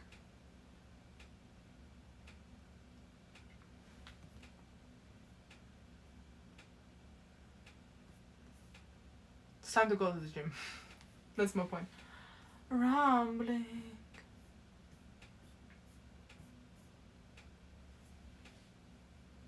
People who are relationship hoppers have also never tried being on their own. A lot of people will be a couple since they're 15 and forever, and then divorced at some point and be like, what? True. Absolute true. You need to know yourself in order to find a partner. If you don't know who you are, how can you know what you want? Who you can be with? If you never lived on your own, plus never lived with that person, like, how can you plan your future together? I don't understand. In order to have a relationship with someone, you need to have a good relationship with yourself first. And you need to be an adult. Like, I have a friend who wants a girlfriend desperately, but the guy doesn't even have a job. Like, bro, I'm sorry, you can't even pay your own rent. You live with your family, you want a girlfriend. There are levels to this shit. There's no way you can have a normal relationship with someone like this if you don't stand on your own 2 feet. What can you give? You don't even know who you are.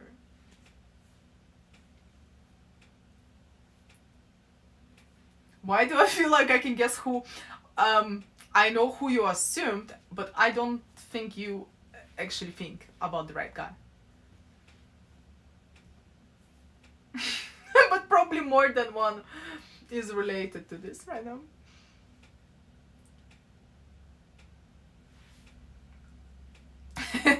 Well, that's called oh my god, what's the name? A rebound relationship. In this. Like, stop trying to find someone to fix you. Fix yourself. We don't need any more trauma bonding couples. Like, so many people just trauma bond because they have the same issues or because they're both lonely. Like, this shit's not gonna work. It's miserable. Stop it. Stop it. Okay? Anyway, I need to go to the gym already. I knew someone that managed to get an Norwegian girlfriend and moved to Norway and lived with her for a year. Like, how? Not even responding to this. Managed to get a girlfriend. Like, just stop it. Stop it. Like, it's not some sort of a badge of honor to have a girlfriend, okay?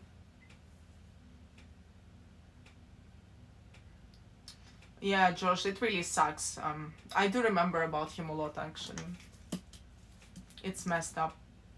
We still don't know what happened, do we? Absolutely, in this, you're absolutely right. People are afraid to be alone in their thoughts or don't want to find themselves, and they're trying to have that noise of another person being with them to not think about what they actually need to face, and they need to face themselves. Scary, huh? Yeah, man, I remember. It is sad. I mean, kind of want to know what happened. It is a Memorial Day today as well, so...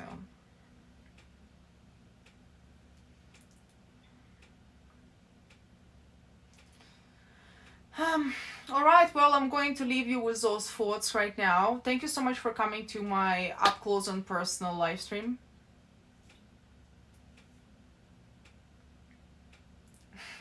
I have that incline walk to do for 40 minutes to burn that fat. And I'm going to go to sauna, so I need to pack. And later on I need to do some content research, and as soon as I'm done I will share it with you.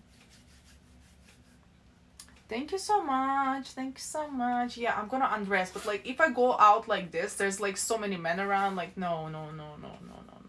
Not right now. There's like men on Harley Davidson like all over town. Like I'm just trying to, you know, get to the gym safe without talking to anyone. Like I'm not going like this, you know what I mean? It's just crazy. Like it's like super skin tight. Have you seen my outfit? Like my gym uniform. It's like that. Like, you know how it looks. Like, of course I'm gonna have a tracksuit on. Like, it's just... Yes, Josh, you are right, and I should do it. I just need to make a plan on what to film and how to film, so I do not slack. But thank you for saying this. I really appreciate it. Right, gotta go, and I'm not drinking this mango trash anymore. I'm going to go and go sauna, and then I'm gonna wash my hair finally after sauna. Alright, I'm going. I do have my second screen, look. Oh. See? See? Got it. Do you believe me now?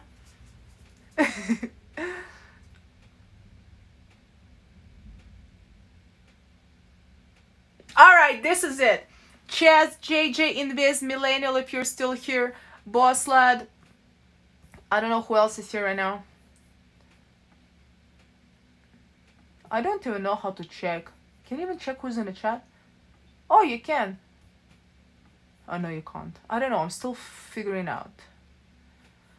Who is watching? I don't know. Who's watching? Lurkers, thank you so much for watching as well. Love you all. Thank you for coming and talking about serious things. I'm glad I can share this with you guys. Because if I couldn't, it would be sad. And I would be like, yeah, what have I done? What have I done? Thank you for coming, and I'll see you soon. I will announce on Discord. So if you're not on my Discord, make sure to join so you know when I'm live. Okay? Alright. See you. Goodbye. I'm going to the gym now. Now.